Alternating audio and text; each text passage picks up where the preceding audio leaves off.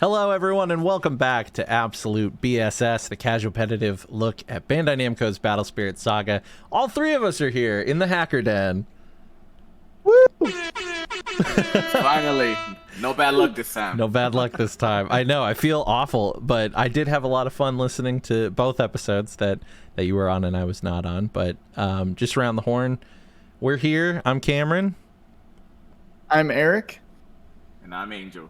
And we are here to talk about GenCon and all the exciting stuff that happened there. Looking forward to some future events, but we'll get to that. But yeah, guys, let's we all got to go to GenCon together, and we all got to hang out. That was really, really fun. Yeah, it was fun. I was amazed by the sheer amount of people that were there. I know you've been to it before, Cam. I think I had asked you. I was like, is there like 18,000 people here? And Cam's like, nah, more like 70,000. I was like, holy crap. So over the course of the weekend, yeah, like 70 to 80K, I think they were projecting, which is like 20,000 people in there a day, which is ridiculous. But it felt I saw like a news clip. I saw a news clip where they said that this was the highest attendance that they've had at GenCon. Damn. And that apparently they already went ahead and renewed their contract with the Indiana Convention Center through 2030, I think. So yeah, I'm sure they made so much money in between parking and everything else. And I think like between the hype with Disney Con and like a lot of new games, I think that helped out a lot. But it was yeah, it's a lot of people. But me and Cam were talking about this. Kudos to them. That building was nice and cool. I didn't feel a single day where I was very hot. So, I mean, compared to Ohio, it was cool. A little too cold, if anything, honestly. Yeah, once that exhibit hall cleared out, man, I was shivering. I was like, my gosh. It was crazy, the change in temperature, when it was like, I don't have all these warm, nerdy bodies, producing heat in this building. Yeah, it's I just smell freezing. all the odors. Yeah. But yeah, so I figure we should just start with Thursday and move on forward. So the way this works is kind of cool because we kind of all staggered it out. Like I had a 4-day pass, but I only went for 3. Because of I can talk about all of my unfortunate luck over that weekend. You should go over that. Yeah. Oh my gosh. So first of all, I'll just start then. I started out in Indiana 4 days before GenCon started, right? Like I was up there visiting some family. I'm originally from Indiana. But there was some stuff going on with like travel plans and having to get my dogs back to Tennessee.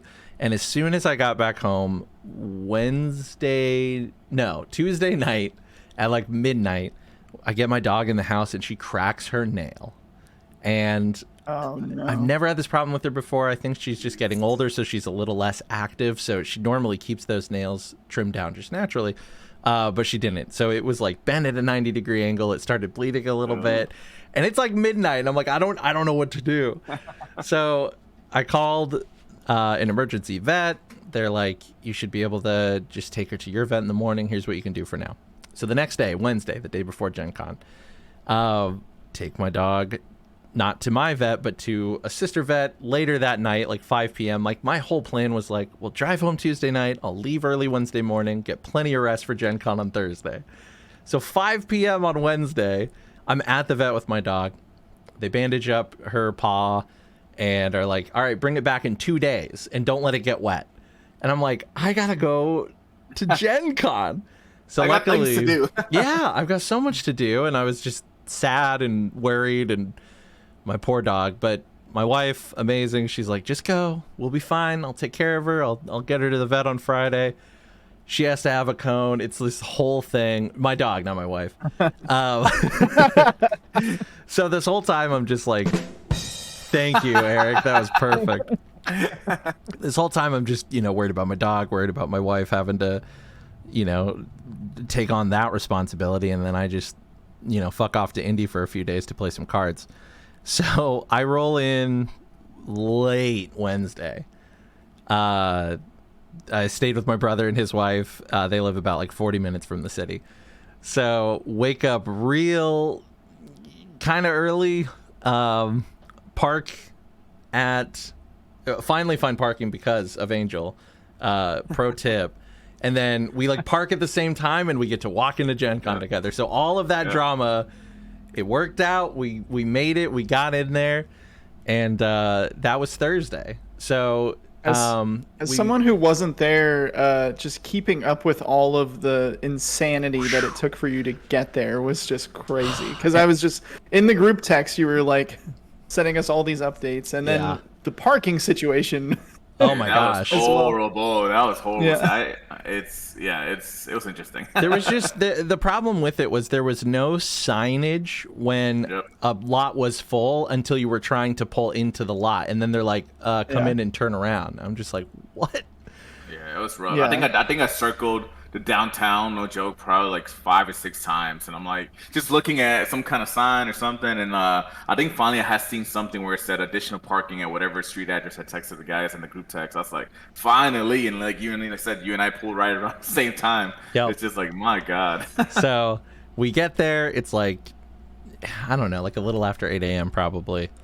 Apparently there was a huge Disney Lorcana line that started lining up at 5:30. That was then told that they're not a line, and then there was a rush, and then they had them line back up, and it was a whole big deal. But just spoiler alert, the whole weekend, none of the three of us got Lorcana stuff. So we won't be talking about Disney Lorcana this week. And it's not for lack of trying. I think at every single stop we can, hey, I'm going to go check the line real quick. It's like we're at number 100 or number what it is. I was like, it was bad. It was like a whole stampede. It's not worth it. I re-listened to our podcast episode, Angel, that we recorded with like our predictions or like things we were looking forward to, and I laughed out loud when you said, I might pick up a Lorcana deck or two. I think my wife might want to play it. Like, could be fun. Yeah. And then like after we went to the convention, I was like, damn, we were so wrong about being able to get that game. Yeah. Well, honestly, I thought they would have it. I mean, I knew there's gonna be a big hype, right? Because I mean, it's Disney, right? And Lorcana it's getting closer to it.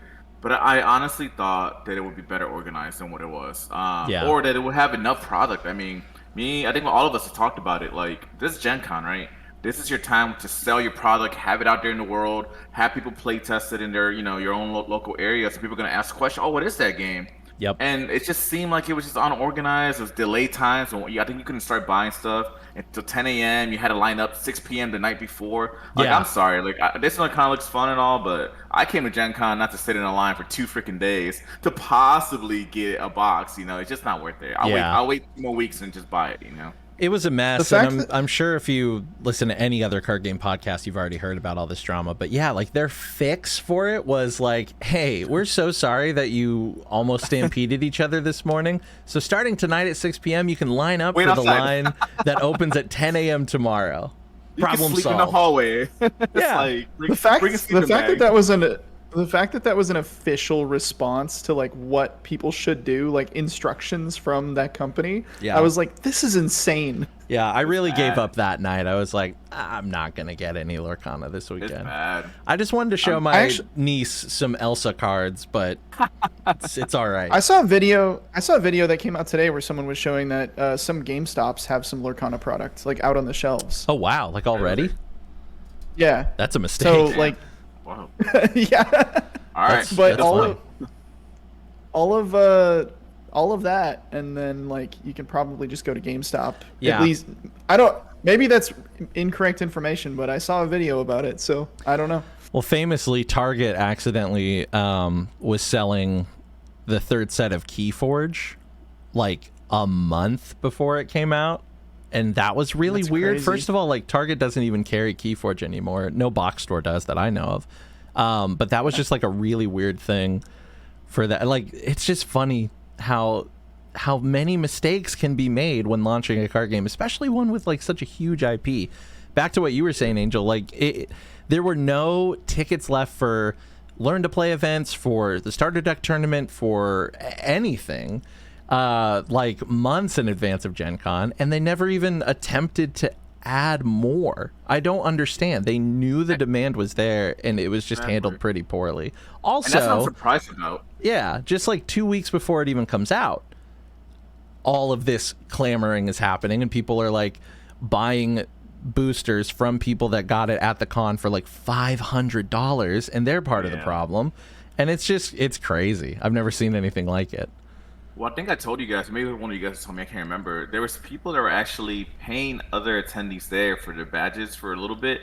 Because, you know, when you bought a Disney Lorcana box, they would they'd hole punch your badge so they know you only had the one product. Yeah. They were buying other badges from other attendees just to get more boxes. And I'm like, Yeah. it is Wow. crazy. So you'd see people walking around with like a stack of 4 booster Yeah, the whole boxes stack. of We saw those Lorcana. guys behind us who were playing the game. They had like 4 or 5 boxes and a couple decks. Yeah. And it's like, as big as Gen Con was, and you know, walking down the hallways, I mean, it reminded me of DC, right? I didn't get to see everything.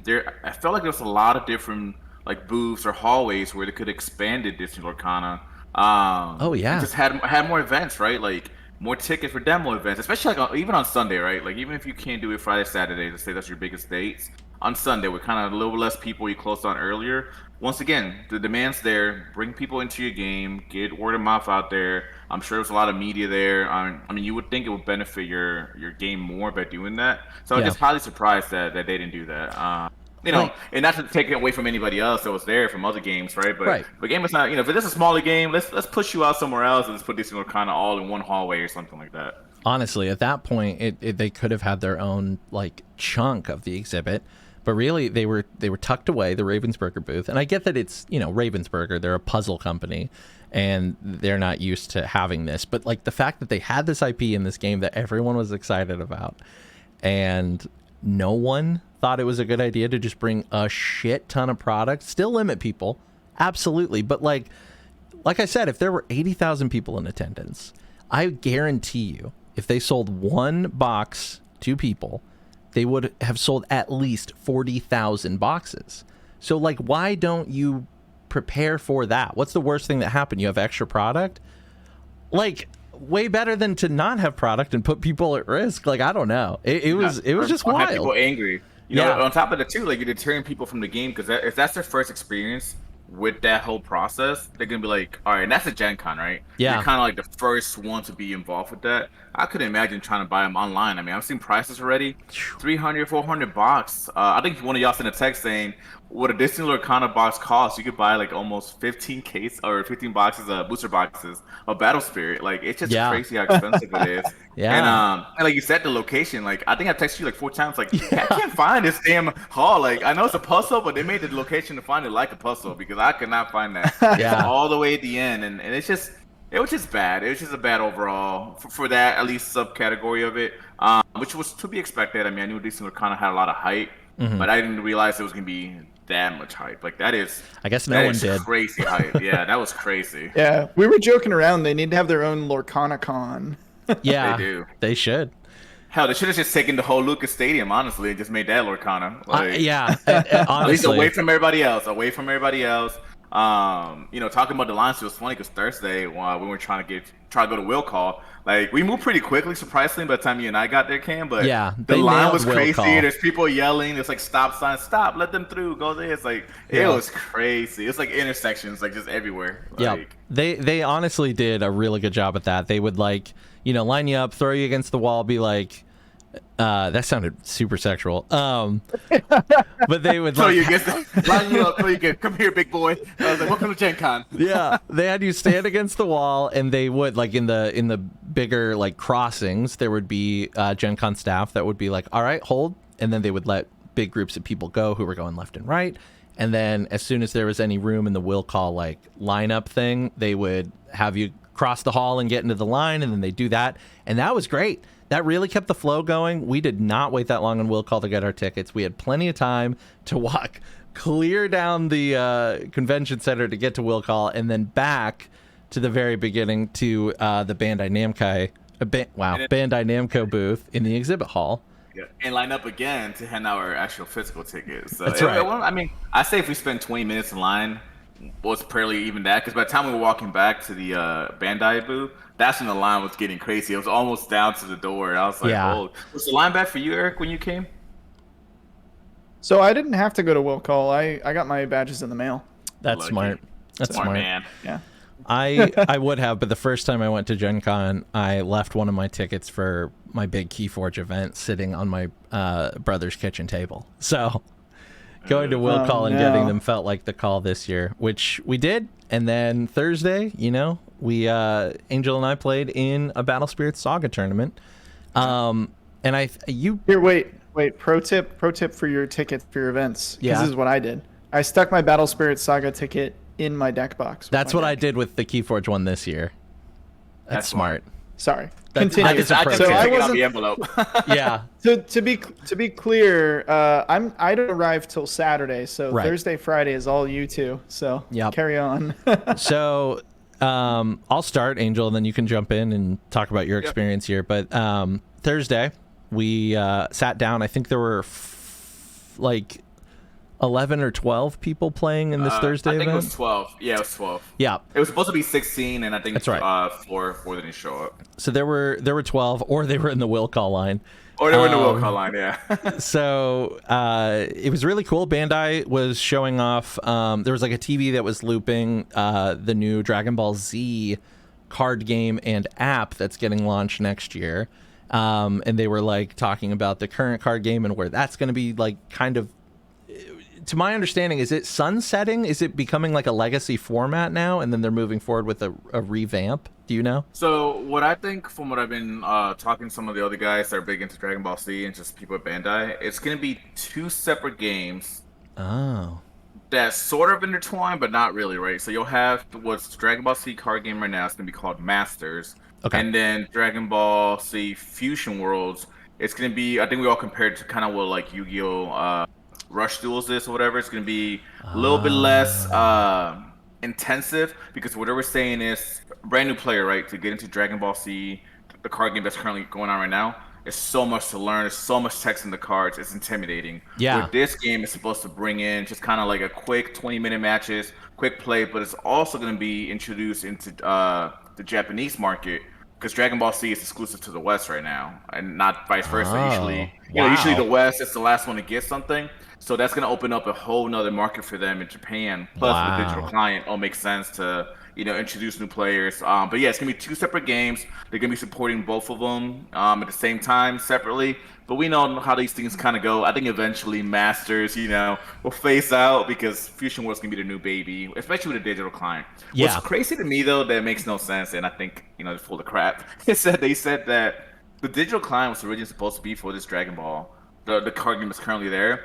But they said it was too hard to import all the old cards that came out from previous sets. And I think they're on set, don't quote me, maybe 14 right now. But I'm like, you have Magic the Gathering Arena that has ages of cards. And then you have Yu-Gi-Oh! Masters that has over 9,000 or probably 10,000 cards in there that they'd be able to import. So it blows my mind that they couldn't do that. Yeah. But I think it's just the other stuff that I was saying. It's going to be introducing Japanese market. It's going to be more introducing new players to it, which, I'm not mad about that. Introduce more players into the game, but it's supposed to be 2 different styles of game, basically. Got it. Well, it worked because I watched Dragon Ball Z as a kid. I knew about the card game. Yeah, and Bandai Namco. I've played Digimon. I really like their reboot of that. I haven't had anyone to play it with, but I've been collecting them for a couple of years now. And I'll so play when you camp. yeah, we'll play. So this Dragon Ball Z announcement was really cool because, like you said, like 11 or 4, so many sets. For me to get into it, I'm like, man, I love that foiling. I love that artwork, but like it is intimidating. So if I can get in on the ground floor of something, I was talking to my brother who has 2 kids. It's like he would love to play a Dragon Ball Z card game. So the digital app is super attractive to him. And that way I don't have to necessarily buy a bunch of physical cards if I can play the game on the app. And so it's totally going to work with me. I'll pick that up as soon as it drops in February. And I've played like the Bandai training app for that game. So like I kind of know the rules and stuff like that. So I was pretty excited to see that. They didn't give me too much Yeah, answers on it. Oh, go ahead, Eric. Go ahead. Oh, I was gonna say, not gonna lie, I'm interested in it too. I didn't think I would be, but I was thinking about it actually this morning because I watched like a little video about it, and I was thinking, man, I used to love watching. My dad and I used to watch Dragon Ball Z together, and I That's was cool. like, I could probably like my dad knows this IP, and that makes so much sense why it's so popular in the West, because it's like my dad knows who Goku and Vegeta and like Krillin are, like, Yeah. So it's like I might pick up a couple. I'll try it in the app, and if I maybe I'll pick up a couple starter decks. Maybe I'll play with my dad. I don't know. Could be fun. Absolutely. I just I like the way that Bandai Namco makes card games. I've played pretty much all of them that are out right now, and might as well just check it out. if it's Yeah, an the app. game is fun, and they couldn't give me a clear answer on it, but I wonder if they're gonna do like what Pokemon does, right? Where if you buy a booster pack, you'll get a digital, or you get a QR code to get this whatever a digital pack in Ooh. a digital client. That way, you're getting more of your money's worth. 'Cause that's the one thing I do love Yep. about Pokemon. It's like whatever you're spending real money on, you're also allowing to play in a digital client. Yeah. And would it be in Dragon Ball C? Like I said, I collect the cards right now, and I send these guys a couple pictures. The folding's amazing, and literally, I wish I could show you guys, but I have bookshelves full of Dragon Ball Z statues. Like that's one of my favorite animes. That's sick. So I'm excited for that. I'm excited for it. That's cool. So you're gonna be big into it, is what you're saying. This is gonna be. You're gonna play you. So you're gonna keep playing Masters, I guess, but you're also gonna get into World Fusion. Yeah, I'll definitely get into. It's like Cam was saying, right? Kind of like with Battle Spirits, right? It's a new game. Let's get into it when the ground's running fresh. That way you're not, because I said I played Masters for a while, and it is intimidating. I mean, if you read some of the cards, auto this, flip this, bobba this, red that. What? It felt like when we played Vice Schwartz for the first time. Yes. Yeah, it's like, what? Like, I tried to show my wife. I was like, I'm not even going to bother showing you this game because it's going to be too... Me and Cam kept reading the freaking rules like 100 times. Like, I don't know. But once we played, though, it was really easy, though. Now that I played it, it's like, oh, that's a super simple game. But, like, the double-sided, like, IKEA furniture instruction booklet in each deck was very intimidating. I took it home. I showed my wife, too. I'm like, hey, look, Avatar The Last Airbender cards. She's like, oh, cool. Is this a game? I'm like, don't even worry about it. Don't even worry about it. Yeah. Well, it's just like in the rules, like you said it. It's like literally opening a box of furniture, and the rules are kind of explained. I was like, wait, so when does this happen? Or I forgot what the terminology was, but I had played a card, and I'm like, I heard you guys kept saying stuff. Yeah. I heard you guys kept saying stuff across, like, because you two were playing and I was sitting over there and you were like, all right, and then I'm going to climax. And I was like, you're going to what? Oh, yeah, and I'm going to clock. And you got an auto rest or whatever it's called. But yeah, and then if you get reversed, then you have a chance to spend 3 from your stock to keep your guy out, but refresh. Yeah, it was ridiculous. But it was weird. A cool game. But yeah, so all that to say, at the Bandai Namco booth, we had a lot of fun. That video was on. They had like big displays of like all the really pretty cards from their different IPs, like the SPRs and the Saga rares for each of these games. And if you just filled out a little survey, they gave you a little 4-card promo pack and like a magazine about all their games. So Eric's holding it up right now, yeah. So you can see the Siege Worm. Angel's got it too. There's a Siege Worm, there's a Luffy, there's a Vmon, and then who's the Dragon Ball Z guy? Broly. So we got a couple of those, and then on Saturday, there was another guy going like, hey, we still have a bunch. Fill out this survey. Did you already? Here, have a second one. So we did get a couple of really cool promos, and it made me download the One Piece learning app, and I got Crunchyroll, so I'm currently like halfway through the first season of One Piece. I know that's a very daunting task, but I'm going to catch up on it, and I'm going to play the card game very casually, but the card game is fun. It's so quick. We'll need to talk about this some other time. I don't want to spend too much time on it, but I think we all got like a little starter deck for it, right? They handed some out. I didn't get a starter. You didn't get one? You didn't get one? No, I missed it completely. Oh, man. Oh, yeah, when you said you played it, I was like, wow, yeah, that's when you got a couple promo cards, yep. So when you say you played it, I was like, I wonder how it plays, and so we can talk about a different time, because it looks, I mean, anything Bandai is very similar how it plays and it has leaders and colors, right? Yep. And I'm a sucker for anything with classes or colors that do something differently. Yep. That's why I love Digimon as well. So yeah, I'm excited to see what you thought about that. It's super good luck cool. with the anime. I think you can do it. If I was able to catch up on Naruto, I think you could do it. That's wild. Yeah, dude. It's just like, it's one of those that, right now, for whatever reason, I'll just throw it up while I'm working and I have it subbed. But like, it's that old, those 90s subbed animes that are dubbed. I'll listen to it dubbed, and it's the old 90s like on Toonami. It's just like very funny and goofy. Yeah. Like they throw in these random like voice lines that wasn't in the original script, but they're just goofy. And so I'm having a blast. It's so funny. And then the card game itself, is like very simple. But very cool thematically, and I'm finding that like even against the AI and the self-learning app, that the game really is decided by razor thin points of decision making, and I just think it's really cool. And I'll touch on it a little bit later again, but so let's get back to Battle Spirits on Thursday. I was running a green purple deck. Green with some splash purple. A lot of people were there. 12 of us were playing in that event, so we all got the top 16 cut, and we got some really cool winners event promos. Those promos are so cool. Like, honestly, some of the coolest promos for Battle Spirits that I've ever seen. Pictures don't do it out. justice. Yeah, pictures don't do it justice. I put a GIF up on Twitter, and I'm like, this looks like shit. I wish these people could see what this card looks like in real life. Yeah, it's amazing. And that was a big surprise because when we were playing, they said, hey, since not enough, technically all you guys are top 16. And I was like, and another surprise is that we're actually going to be handing out Wave 2 promos instead of Wave 1. And we were like, what? Like, nobody knew that, right? That was like the hidden communication that was going to happen at GenCon. And, a lot of people signed up for a lot of these tournaments and didn't end up showing because they thought, there wasn't going to be no big announcements. But there were some spicy announcements that got announced for sure. Yeah, I got some cool cards. Like, I have Pentan up on the screen right now. So just imagine, like, if you haven't seen these promos, it's this Pentan card, right? But it is mono yellow. Like, it's just all yellow except for the, level colors down at the bottom. And it's shiny, and it's so pretty. Eric's holding it up, and they're like little foil holographic stars all over it. And this one doesn't have the stars. This is the regular version. That's the regular one. That's from the promo pack. Yeah, I think the event one has the stars. Yeah, we do call it the PP yellow card, but it looks good though.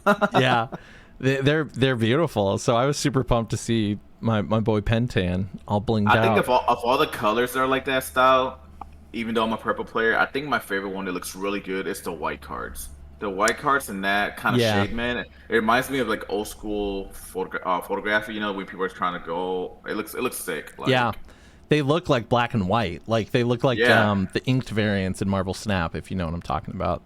Marvel Snap. Yeah. Oh snap. Oh snap. So that was really cool. So we got immediate prize support just for showing up to the events, and that was good because I went 1-3. I beat Nova Star Dragons. It's a good game. In my first round. Yeah, that was crazy. Angel had the bye, so he was watching me. And the first game I got smoked. Second game I'm like, I can be a little more aggressive. I don't want to let them set up this like Big Bang play and like cycle all of that. And then the third game, I survived the first Big Bang board wipe. Flooded the board, couldn't quite kill him. He top decks his good Nova, wipes my board again, and then I top deck the Queen, flood the board just a little too wide and win the series. So that was cool. Oh yeah. Second round I played against Luis, who obviously incredible purple player, was running a couple Void Lords in a mostly purple deck. Played very, very well, kicked my ass. I learned a lot. Third round I lost to Axe Spider, purple white control. And the fourth round, the fourth round was my favorite because I'm already 1-2, like I'm just hanging out. We're like just all talking about like the new set and stuff, how green's doing, like what we weren't expecting. And I got a mirror match. So my opponent was running a lot of ants, a little more ant heavy, and then I had the purple splash. But it was like just such a fun back and forth. It was like a very, I'm going to make you have to have this, I'm gonna swing all my ants at you, and like popping down the emerald pincers and the thorn prisons, and it was just really, really fun. So that was like the only event for Battle Spirits I played in over the weekend, which is the majority of what we're going to talk about. But I just had a good time. Cosmic came over and was hanging out and talking to everybody. I got to meet a lot of cool people in the community that play Battle Spirits, and we got to give out those tokens. And they were a hit. They were a hit, Eric. They were gone more like within the first, I don't know, half hour. Like I think the moment you play your first token, it was like, oh my god, get some. And I played the few that you had given me. Yeah. And that's it. Like they were gone. So I gave Cam. They come in these like packs of 36. It's kind of hard to see on the screen here, but I ordered Cam 2 of these, thinking like, oh, that'll be plenty for like by the time I arrive on Saturday because I thought like, oh, like maybe a couple people will want them, or like maybe we'll hand out like 3 to 5. But you told me that like some people were like, can I please have like 20? Yeah, they're like, oh my gosh, I got buddies back in my shop who are really gonna want these. My mirror match, the guy that I played against was like, I brought just some makeshift ones, but like, can I like maybe have like 5 of those? I was like, you can have 10, buddy. And it was cool. In our match, like we both had our BSS Ant-Man tokens staring off against each other, and it was very, very cool. I don't want to get ahead of ourselves and go to Saturday because I know we're not there yet, but I just want to mention really quick for anyone who got the tokens, it was honestly so fucking cool. Be sitting at the table and just looking around and seeing like my little ant guy on the table and people just playing with him, you know. It was so cool. I did order after we gave all I ended up having none left, so which was great. Yeah, I'm so glad that everybody liked them, so I ordered a shit ton more. So when next time you see us somewhere, hopefully I will still have some to give you, but it's so much fun to give those away. So yeah. So, real quick, I'll finish my Thursday, and then I'll let Angel talk about Thursday and Friday as far as, like, Battle Spirits is concerned. So, we got done with Battle Spirits. I'm like, cool. That's good. I'll walk around the exhibit hall a little bit. I'm going to head home a little early, catch up on the sleep that I missed from all the dog drama on Wednesday. So, we're about to walk out, and I'm just, like, checking all my stuff and putting my stuff together, and I go, where's my ID? Where's my driver's license? Oh, man. And I remembered. You're going to hear a lot of that on this episode. Yeah. But I remembered, I'm like, I pulled my driver's license out to get my will call tickets. And I remember the guy behind the counter was talking to me about Nashville. And I'm like, I must have like left it there. So I like go down to will call, wait in the line again, get up to the front. And they're like, okay, there's like a lost and found down that way. Go there. So I go in there, and they're like, there are 27 driver's license that we've lost. What's your name? And I tell them all my information. And they're like, nope, we don't have that one.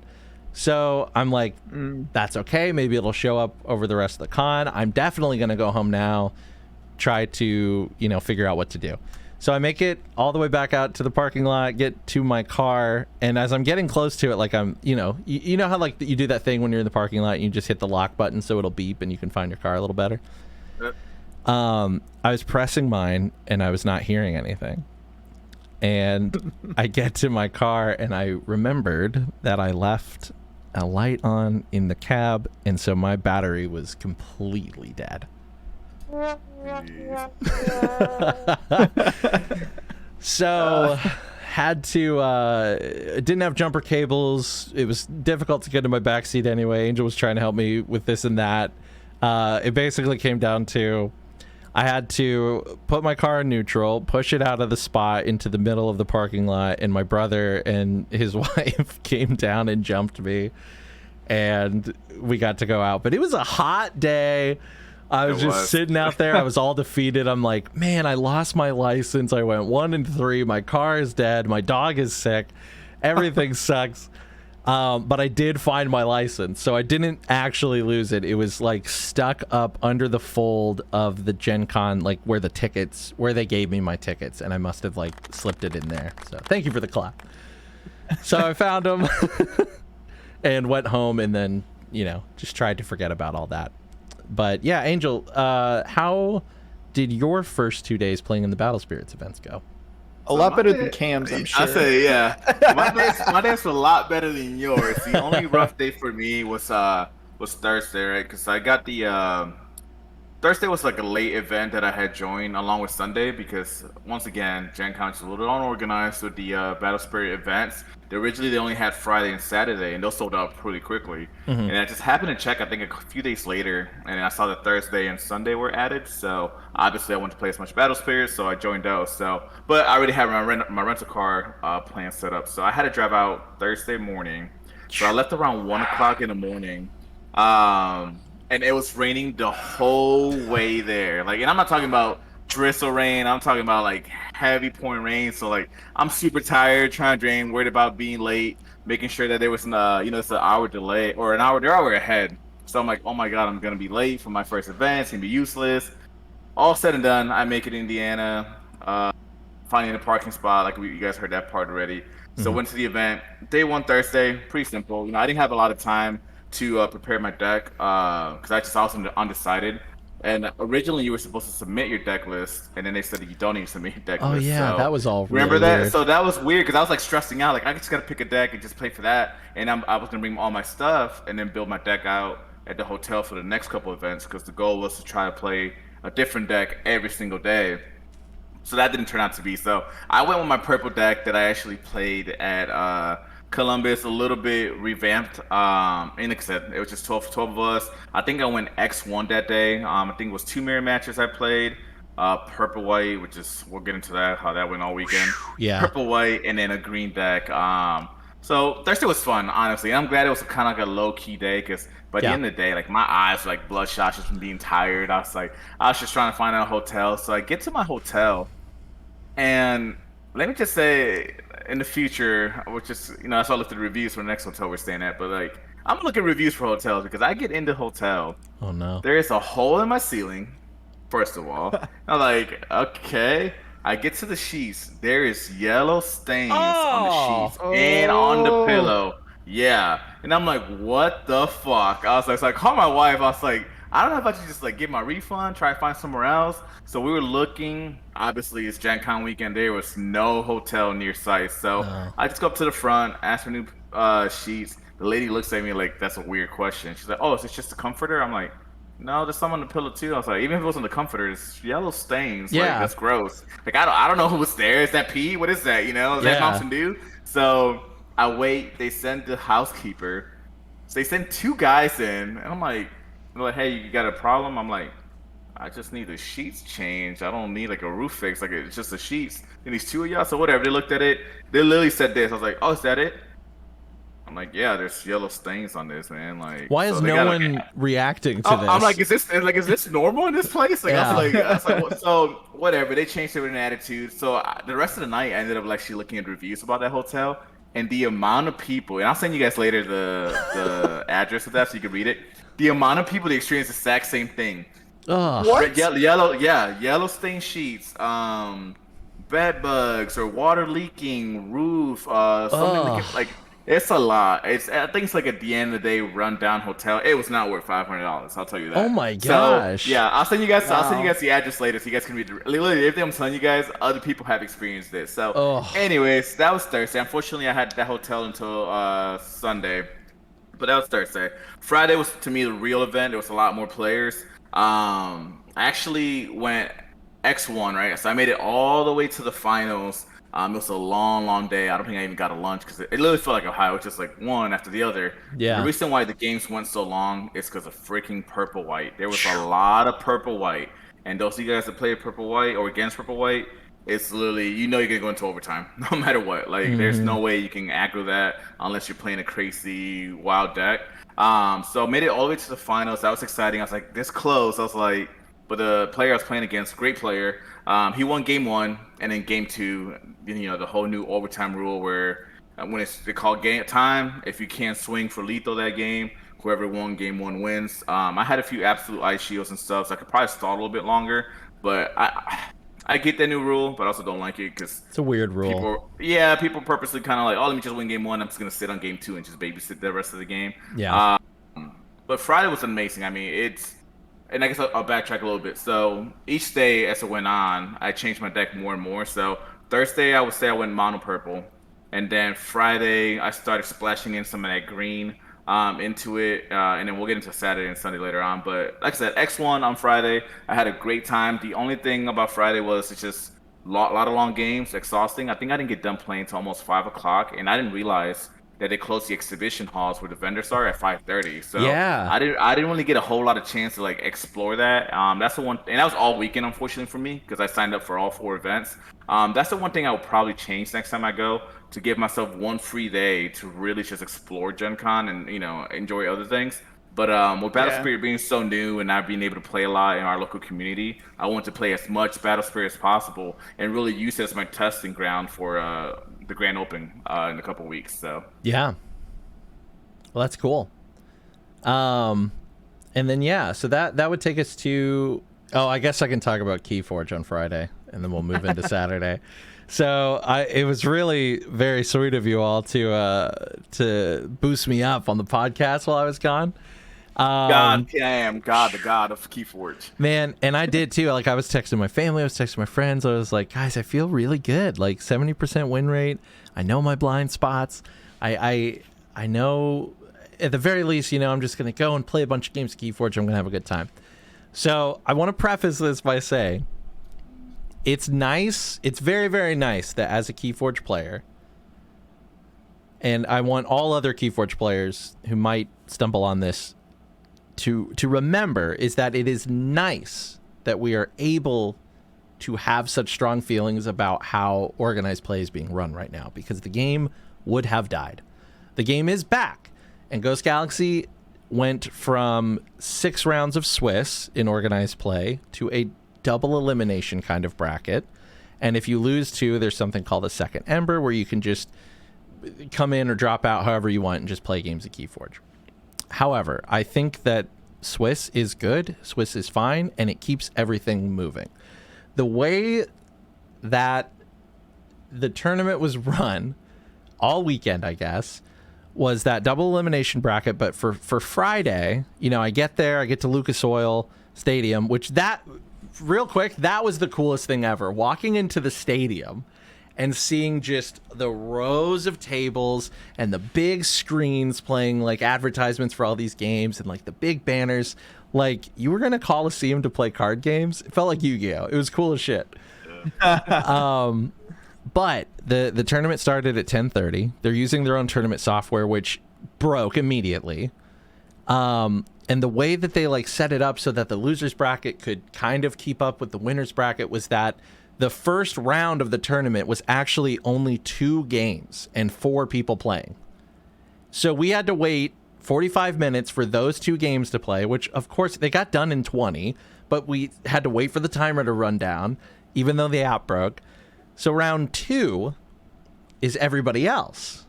So there are 2 people right now that are 1-0, 2 people that are 0-1, and now everybody else is playing. So I sit down. Wait, why? Why is it like that? Because I have no idea. I wish I knew. It was like there wasn't the full 72. I think there were 68. So instead of having all the games going, yeah, they played 4 people so that the next 64 could be in that round, so that 32 pairings would happen. I have no idea why. So all that to say, after an hour and a half of waiting from the start of the tournament, I get to play my first round of Keyforge. Sit down with my opponent. He's a really cool guy. He's playing Mass Mutation. I'm playing Mass Mutation. For those of you who don't know, that's the 4th set of the game. It's a really fun set. There's a lot of really powerful combos in it. And so when I was preparing for this and I was talking to people, I was like, I have 2 blind sides. One is a really big board, because I have 1 good board wipe in my deck. And so if I pop it too early, I can fall behind. I know this because I've played 300 games with this deck. So, of course, my opponent's playing what's called the Dark Ember Vault deck. Every time you play a mutant, you draw a card. And then he's got a specific card in there that says all mutants gain, reap, draw 1. So basically, it's just a huge flood. He's got his whole deck in his hand, what's not on the field. So he's looping into cards and generating a whole bunch of points on each turn.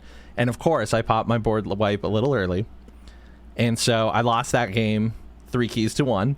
And so I'm in the losers bracket. I'm 0-1 to start things off, and that's fine. That can happen. Everybody loves a good comeback story. Exactly. Someone's got to do it, right? Someone's got to be that 0-1 in those first rounds. So round 3, the losers of those first 2 rounds, I guess, don't play. And then there's a lunch break, and then round 4 happens. So I had to wait another 2 hours to play another game. And when I finally came back, I had some lunch. I was kind of trying to pump myself up, get in the zone. I sit down, and the second blind side that my deck has is scaling Ember Control. So basically, too big of a swing. My deck can swing pretty well, and in the perfect scenario, which I can build up to and really make sure goes off, it still only gets a certain amount of Ember. So for people that don't know Keyforge, this probably doesn't make any sense at all. But basically, my opponent would like stall out when I could forge by increasing the key cost. I took care of the key cost stuff, was about to forge my first key. He plays a card called Interdimensional Graft. He gets all of my leftover Ember. So suddenly I'm sitting on 14 Ember. My key cost goes down to 6. I forge for 6. The other 8 go to him. He had already forged the key at this point, so he just got super ahead. And so I can't come back from that high of a scaling, and that's my own fault. I got to see the list. I knew that card was there. Totally walked right into it. He was a great player. It was a great deck. But I lost. So I lost the second round. It's already like 4 p.m. at this point. At the end of round 2? At the end of my second round, the tournament's like 4th round. Some people are 4-0, some people are 0-2, like me.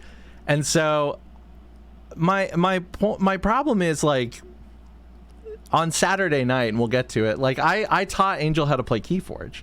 I had more fun doing that than I did at this high-level tournament, because of just all the waiting and like the format. Like if I went 0-2 and I know it's 6 rounds of Swiss, I'm still staying and playing because that's what I pay for, right? I paid to play Keyforge. But like no one's sticking around for the second Ember thing.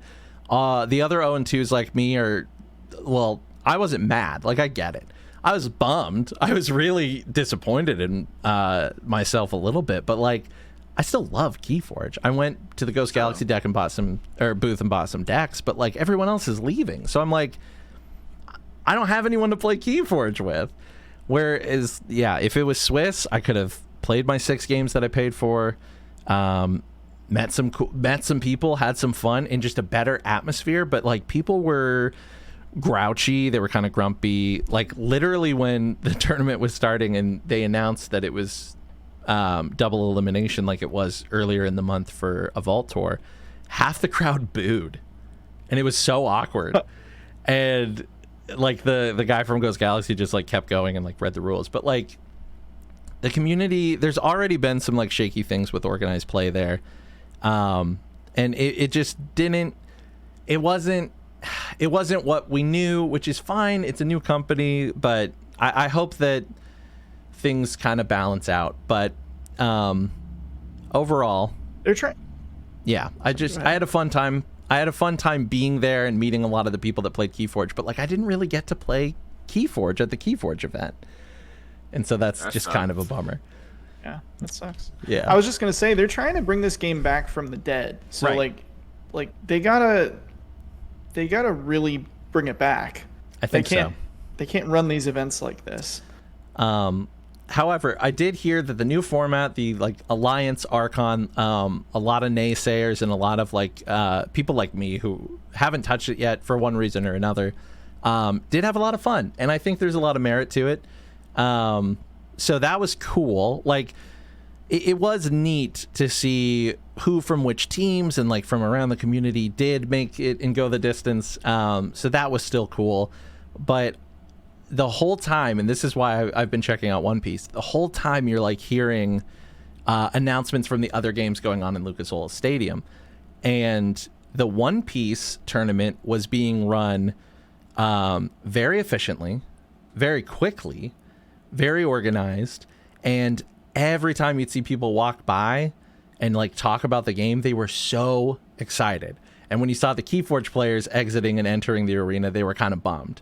So, and then I like looked up stuff about how that invitational went, or like how that event went, and people are saying like it was just crazy fun. Even if you lost, it felt like you won. Like you played really, really hard. Like the matches shook out really cool. It was neat to see like which pirate crew won. Piece? Yeah, this for One Piece, and like it was just it was a smash success, and so they're gonna keep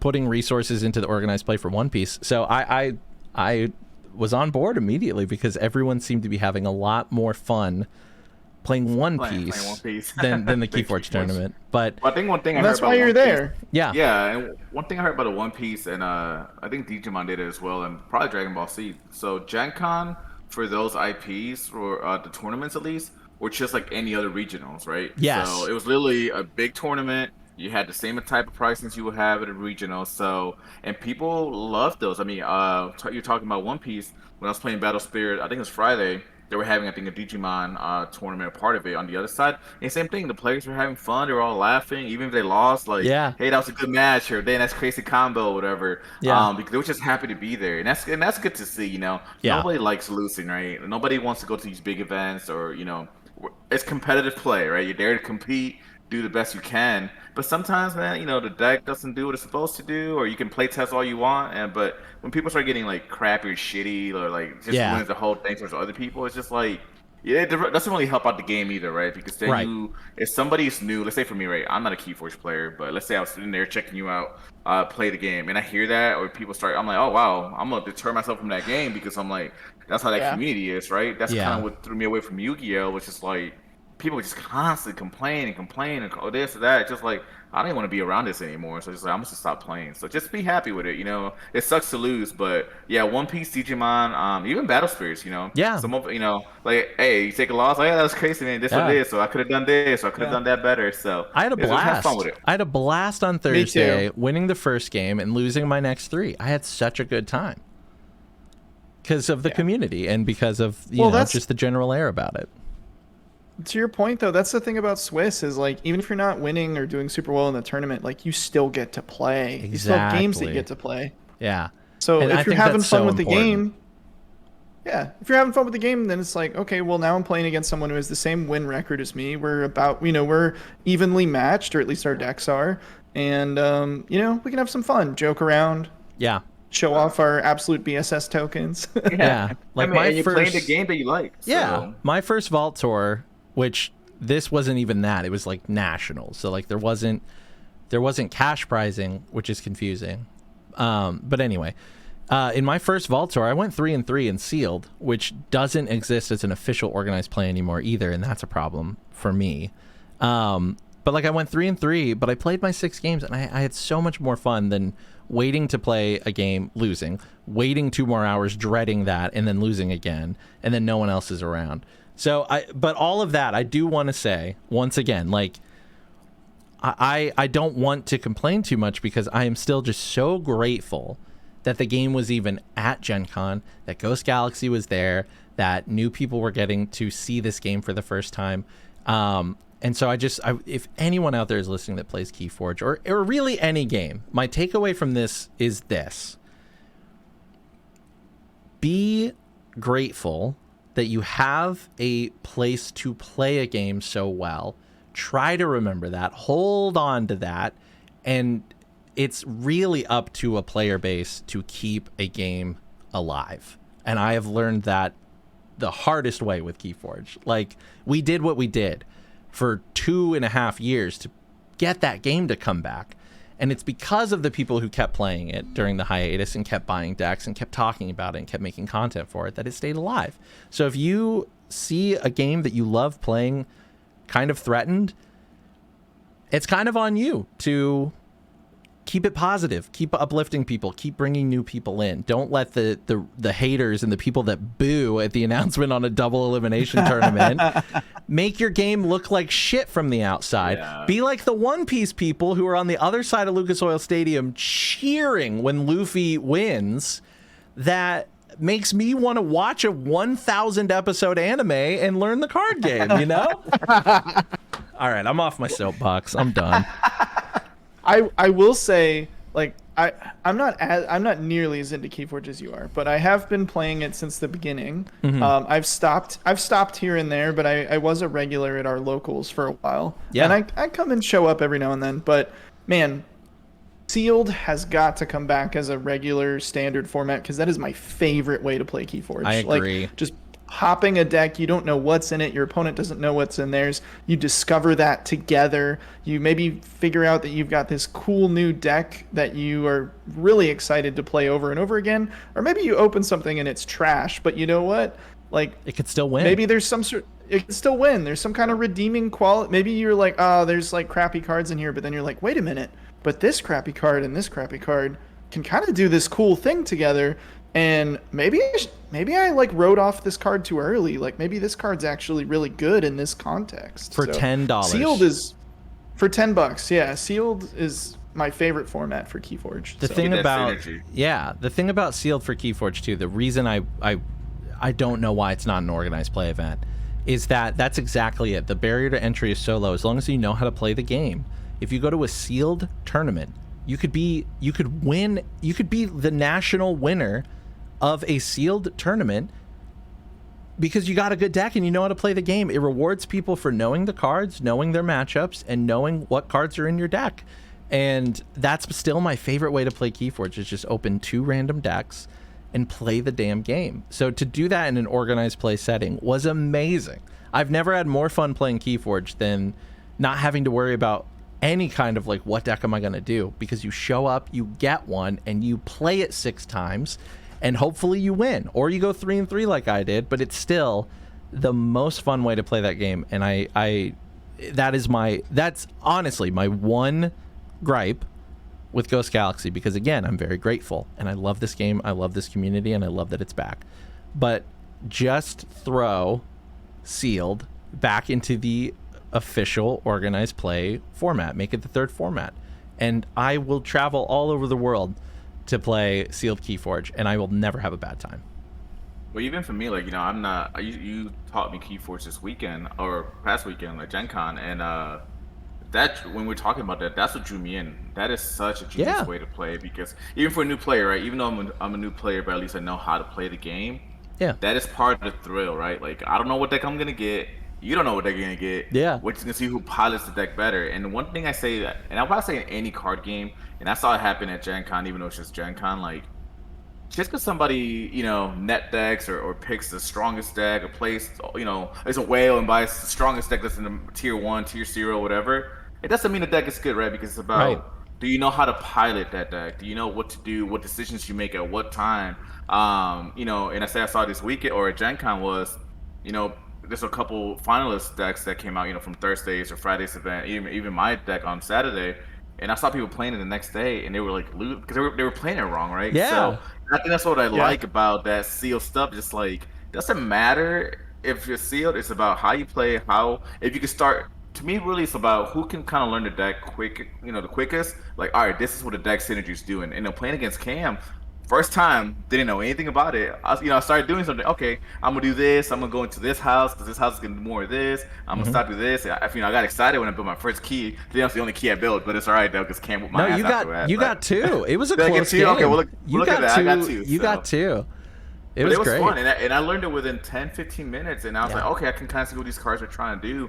And it was so fun, you know. Cam obviously just has more experience. It was funny. He was like, "Oh, do you have this card in hand? Oh, it does this," and then he just knows all the cards. So I'm like, "How do you know that?" So yeah. But definitely, keep that It was in so mind, funny. you know? It was so funny based on the questions you were asking. He was like, "Oh, do you have this card and you're trying to do this thing?" Yeah.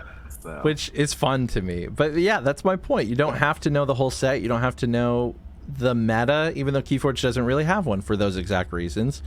I grabbed you a deck and I was like, these are the only cards you need to worry about right now, and then mine across the table. And it's all about adapting, it's all about tempo, and that's why it is just, I think, a perfect card game.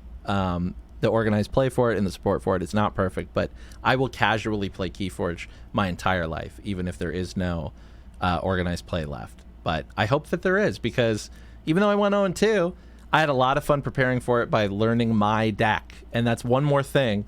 If you forgot, all the decks are unique. There's no building in traditional Archon Keyforge. And so that's a cool feeling. Like that deck that I gave you, Angel, that's yours.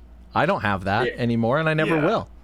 I like that when you guys are telling me that it's unique. That is such a cool aspect where no 2 people can have the same deck, right? Because I'm not gonna lie, mirror matches are freaking annoying. Especially when you know it's either your build or you know somebody else's build. You kind of know what's gonna be playing. Having that unique feeling that once, like you said, once I master this deck, where I know, all right, when I'm doing the tempo, I need to do this house a little bit more instead of this house because this gets me this. It's unique. It's your unique play style, your unique deck. No other person can copy that. And I love that about that game. And actually, I'm hoping to hopefully show my wife how to play, to at least have somebody play here, but if not, play with you guys. But that is probably one thing where, like, hopefully Keyforge does very well and expands more and more people pick it up. Because that might be a game I be looking into that, because that really alludes me to that game where it's like I don't have to worry about constantly mirror matches or deck prepping or changing my sideboard out with this, which that's fun in its own thing. Yeah, but sometimes absolutely. it's nice to say, hey, I put the time and effort into this deck. I know all the ins and out of that deck, and now it's just a matter of, like you said, what the matchups are going to be, which are random, and see how that deck does, or who can pilot that deck better. And I really like that about that game. Yeah. So sorry that we talked about Keyforge a lot, everybody. Honestly, I do just need to probably throw up little random side episodes about Keyforge. But let's go into Saturday, because that's Eric's first day at GenCon. And then, Angel, you had a pretty good Saturday. So I'll let you guys take this one. Eric, go Yeah, ahead. I'll Tell just- us your day. I'll just explain me showing up, and then we'll get into Angel's Keyforge, not Keyforge, Battle Spirits tournament. Keyforge. Uh, Keyforge. So I was only coming to Gen Con for Saturday and Sunday. I had some other stuff going on. I wasn't able to make it in earlier, but it's my first Gen Con ever. Angel, is your first Gen Con too. So, but you went for all 4 days and did Battle Spirits every single one. Pretty crazy. It's exhausting. Yeah. But I wanted to play Battle Spirits, but the Saturday event sold out and I wasn't going to be there Friday, and I thought I couldn't play. And then Angel, you told me there were some more that they added, so I managed to sign up for Sunday, which was great because I was like, cool, I'm going to drive in Saturday. I'm just going to hang out at Gen Con, see what there is to see, talk to people, meet people, try people's games, try some stuff, buy way too much stuff. And then Sunday, I'm going to play Battle Spirits and have a lot of fun. And what an amazing way to close out the convention. And that's what I did. But yeah, Saturday, honestly, not as eventful as either of you two. I had a very relaxing drive. I stayed at Cam's brother's house. He lives in a very scenic location, very nice. When I started driving out that way, there's like cornfields and stuff. So I put on the Stardew Valley soundtrack and just chilled. Sending your way in, just all send. Yeah, Yep. yeah, I felt really calm going into Gen Con. I didn't get nearly enough sleep, but you know what? It didn't really matter because I didn't get any sleep pretty much at all that whole weekend because it was just game after game after game. That's right. But anyways, I show up and I get caught up on what everybody's doing, and I kind of just start wandering around the halls while you're playing in your tournament. But yeah, go ahead and talk about the tournament because you played in that, and then we all hung out afterwards. Well, Cam and I roamed the halls. I guess we'll talk about our roaming, but Sure. I'm sure everybody wants to hear about your tournament first, Angel. So go ahead and start talking about that. But yeah, so after Friday's unfortunate loss at the finals, I was kind of bummed out. Not gonna lie, it was a long day Friday. I was playing very well, and it just it happens. I don't mind losing as long as it's I get my ass kicked or it's just I didn't have the cards. But that rule, I'm still about it. Which it is, the player was not purposely stalling. We were playing as fast as we could. It's just the nature of the way the game went. So I was kind of bummed out because it was literally like you can taste the victory. Yeah. And I was so close. And, I had this bad habit where, I had texted my wife and she said, oh no, again? So I had this bad experience where like, even in Yu-Gi-Oh! I remember I went to a convention for Yu-Gi-Oh! It was over 2,000 players. And I was in the finals. And once again, lost it at the end for something so dumb, right? Either overtime rule, didn't draw what I needed. So I was kind of bummed out. So that Friday night when I went home or went to the hotel, I just took my deck completely apart. And like I said, every single day I just kept changing my deck more and more and more. So Friday night, I didn't go to bed till I think it was 3 o'clock in the morning or 4 o'clock. Well, I guess it would have been Saturday. I guess it would have been Saturday morning at that point. I ended up throwing in a lot more green. So I switched some stuff around. I said, I'm going to go green, purple. I have a good feeling with this. I threw in some spice cards. I had some red, like King Vulture that I had talked about in the previous podcast, which did fantastic. I love King Vulture. Dude, it threw a lot of people off guard. So some Worker Ant-Man. Pull King Vulture up there. Yeah, I'm putting on it the up. screen cam. For sure. You can keep going. Okay, yeah, so that card was amazing. So if you haven't played it, at least sideboard it for now. So I really studied my deck, like where did I fail, and I reflected on Friday, right? went X1, but even some of the games that I won, what did my deck struggle with? So I tried to fix those little quirks as much as I could with the cards I had, because unfortunately I didn't bring all my cards, but whatever I had was enough. So Saturday went in, started off first match, mirror match, right? So it was purple green. So I'm Really, like, really quick, what did you identify that you struggled with? What were those things? as far as like decks that I played against, Because you said you identified stuff that you struggled with and you yeah. switched things out. Yeah. So So yeah, what did you so switch out? Like, what'd you deal with? so I struggled a lot, especially against purple white. I struggled a lot with ramping quick enough. So I didn't have enough ramp compared to how much purple white ramps Mm, with their elephant. Um, the Holy Elixir card that's crazy that I discovered through playing Gen Con. Yeah. I also struggled a lot with I had too many big board creatures, right? I had too many Cursed Dragons, too many Baculus. So I was trying to do that whole board wipe slash Maduke. So I went into it a little bit more aggro style. I'm gonna push for damage. So I did a lot of lower spirits with curse effects. That way, if you don't want to take the chip damage, I'm at least gonna board wipe you. Because another thing that I noticed on Friday that I struggled against yellow was just how wide it can go pretty quickly, right? You think you're leading, I'm hmm doing pushing for damage, and then next thing you know, next turn they have 5, 6 spirits out with blast, and they're getting all their life back, ramping again, and I'm like, all right, well now you just outplayed me, because I have no more cards to keep up. So those are the main switches I did with that. And the Nexus removal, right? At that time, before I had switched stuff around, I was only playing one Burning Force. I had the Furrow Slasher still from Ohio, but no, that's only good really against yellow. So when I'm playing against white, purple, I need to pop those 6 or higher Nexuses. So that's where King Vulture came into play. He was a spirit, right? Instead of paying for Burning Force, it's expensive to me for 5. So I switched some stuff around. So Saturday, game one was a mirror match, green purple. It's a little bit more purple, I think, than green. He had a couple like the Thorn Prisons and stuff like that. 2-0 that. Game two was against purple white, which I just had faced on Friday, so I kind of knew how to play around it. Pro tip: purple white, if you play against it, just push early. Yeah. Push, push, push. Make them use up those absolute ice shields. Because even though, Yeah. you're giving them ramp, they're using up their extra magic cards that they need for that whole combo. So if you push on early, that's where I kind of messed up and reflected on Friday. Was I was nervous about pushing too much to give them too much ramp, but they're still gonna ramp anyways with the elephant, all these other stuff. That I waited too long. So Saturday, against the purple white place was actually against Cosmic. I played against Cosmic. Great game. We went to all 3 games. I just pushed, right. Worker Ant-Man allowed me to ramp, doing my whole being purple, right? Core removal, Curse Dragon, throwing people off guard with that. Board wiping. So that helped out. Game 3, I played. It was 5 rounds. So game 3, I played against the yellow. I hate playing against yellow, but such yellow. Yellow is just between all the magic cards and the amount of cost reduction they can get. And I know a lot of people complain. They were complaining about it in Gen Con. I know a lot of people complain about deaths, and it is broken. Don't get me wrong. It is broken. I can have half my deck in my hand, especially if I have 2 depths. It is a broken card. But Blessed Cathedral and Phantasmal, me and Eric actually were playtesting yesterday.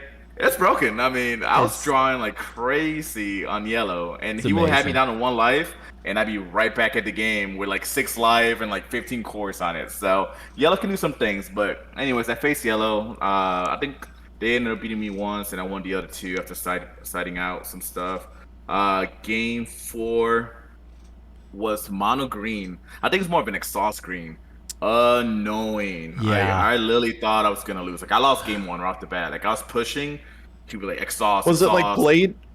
Was it like Blade Beasts or what was it? No, it was Takawa with like Thorn Prisons with what's it called? Needle shot. I think Needle it's shot? called. Yep. Needle Needle shot, shot. All these pincers, like everything. Every time I try to do anything, my boy. exhaust, and then with Takawa on the field, attack, then refresh it, exhaust it. Like it was just crazy. So game 1, I was like, okay, let me just change my whole deck around. So I took out a bunch of my Nexus Hate. And put in Burning Forces. I put in what else did I put in there? Oh, I put in oh man, I'm drawing a blank right now. Well, I'm drawing a blank. Oh, my Furrow Slash. I still had a side for Furrow Slash. Yep. And I slowed down the game on game 2. I was like, all right, I know he's purposely trying to leave stuff in his reserve so he can flash in all his creatures. So I just would poke one, see if he would bite. He didn't. I would stop, pass turn. So I played more of a control game. So I was able to take game 2. And game 3, I did a little bit more of the same, but a little bit more aggressive. I drew a little bit better because I had my depths. I had Thorn Prison as well, so I would exhaust him.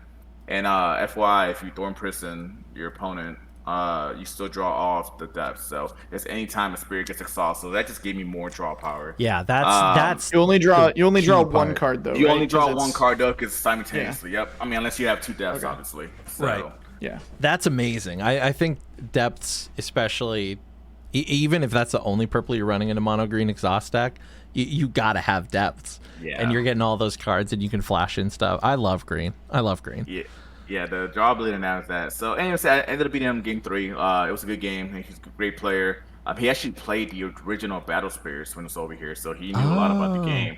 So Saturday was rough because I played, which wasn't bad. I don't mind it because it really challenges you more and it makes the winning even more validated. But I played a lot of good players or a lot of known players in the Battle Spirit community, so it was fun to really interact with them and talk to them. Because in Ohio, I play a few high-level names, but not as much, I think, as I did in Gen Con.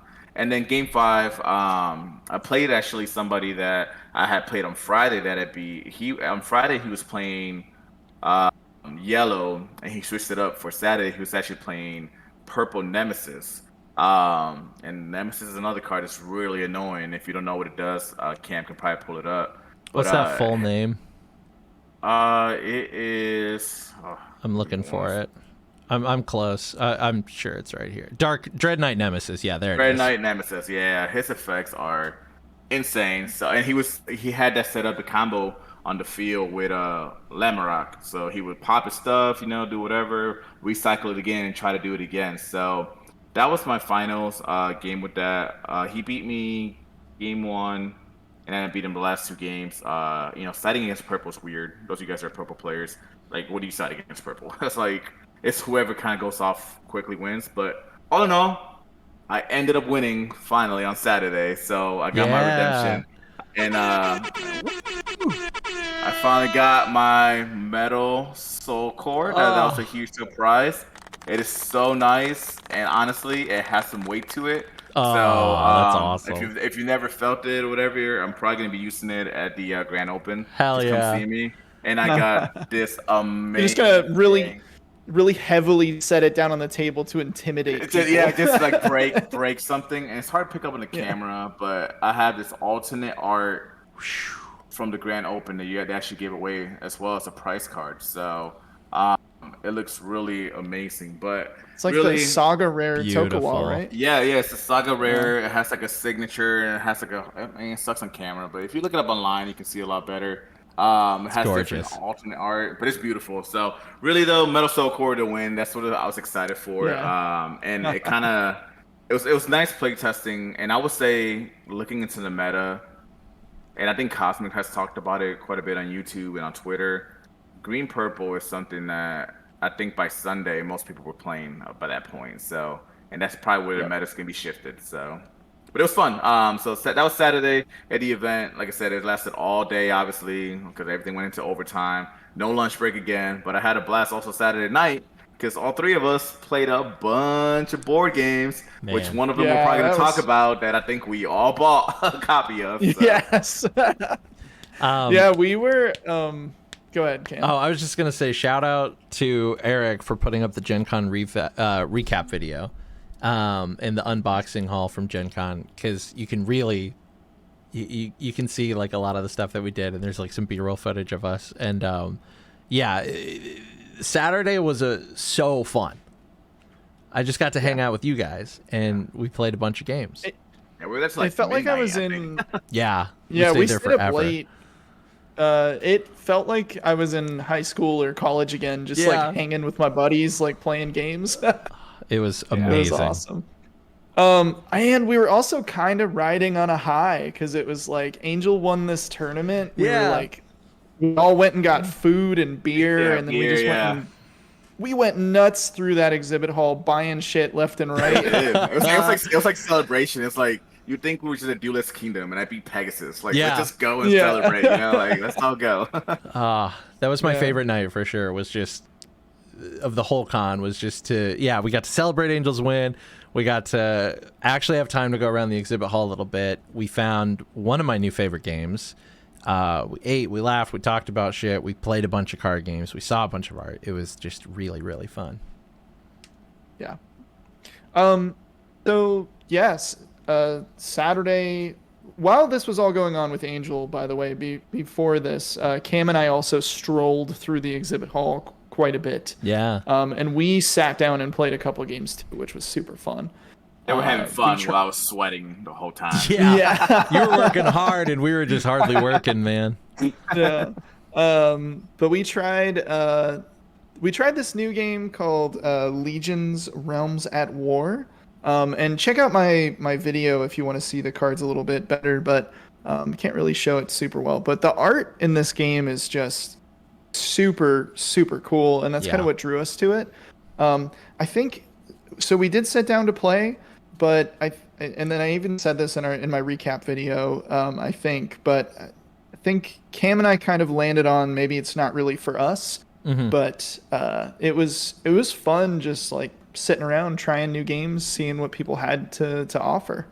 I got to I went over to the Stoneblade booth, which I love Stoneblade games. Ascension Tactics, Shards of Infinity, and more recently Soulforge Fusion. For anyone who doesn't know, that's another Richard Garfield game, but it's a collaboration with Justin Gary, who makes Ascension, which is the deck building game. Soulforge Fusion is kind of like Keyforge Alliance. You get half decks of uniquely algorithmically generated decks. So again, a very unique kind of deck game. But you take two of these unique lists and you put them together like a smash up situation. And it's a lane-based combat dueling game, a la, Magic the Gathering a little bit. They were showing off a digital client for this game, which if you're thinking Soulforge, that sounds familiar. There was a digital game called Soulforge back in the day. They recently brought it out physically, and then everyone was like, "Why isn't this digital?" So then they made it digital again, or they're working on making it digital. Got to meet Justin Gary, got to play the app, and that was another one of my highlights from Gen Con. That was cool. Insane how after you and I had like a whole conversation with him, and then afterwards you were like, that was the guy, right? I was like, that's him. That's the guy. I was like, that's the guy. My biggest influence in like the game that I've been making for like a few years, that I've been really trying to get up and going, is a deck building game, because of how much Ascension really like brought me into the space. Like Justin Gary, I think, is a genius, and so it was really neat to get to finally meet him and check out the future for Stoneblade. Very cool. Did you get him to sign anything? No, I didn't think about it. I should have. I totally should have. I didn't expect to see him there. Yeah. Yeah. I don't know why. He was literally just running. He was just running the booth. Yeah. He was just like, hey, come check out our games. Yeah. It was really cool. He cares about this community, and he cares about his games, and yeah, it was neat. It was really neat. Awesome. Cool guy. Man, the speaking of phone apps or like online clients of games, the Ascension phone app is so good. It's amazing. I told him too. My wife and I played that when we were dating long distance for all those years, and we still play it now. We've played over 1,000 games in that app. I just can't get over Ascension. I think it's a perfect game, and if that's not a testament to it, then yeah, that app is very well done. That's one of the games at Gen Con I wish I had played. I wish I had tried Ascension Tactics. I wanted to check it out. But you said that you have it, right, Cam? I've got it. My name's on the back of the Kickstarter box. Sweet. Yeah. Okay. We got to play. It's great.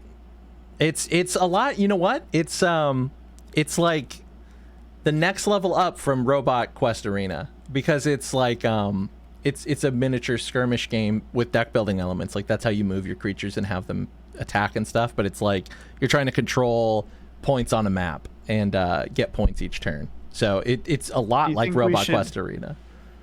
Do you think we should use this as a point to transition into Robot Quest Arena? I think we Robot should. Quest. Dude. Love that game. Game of the con. Everyone was wasting their time getting Disney? Yeah.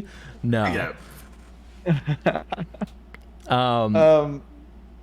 Yeah, Robot Quest Arena. right here. Eric's holding up you the can see. box. Look at those This cute things. was just a breakout hit at the con. We so on that Saturday when we're all running around, we like sit back down at the table. We're about to play some games, and I look across the hall or whatever, and I just see the art like on one of their booths for this game, and I'm like, that art looks awesome. That's really cool. And Eric's like, you want to go over there and like see what that game is? I'm like, sure. So we get over there.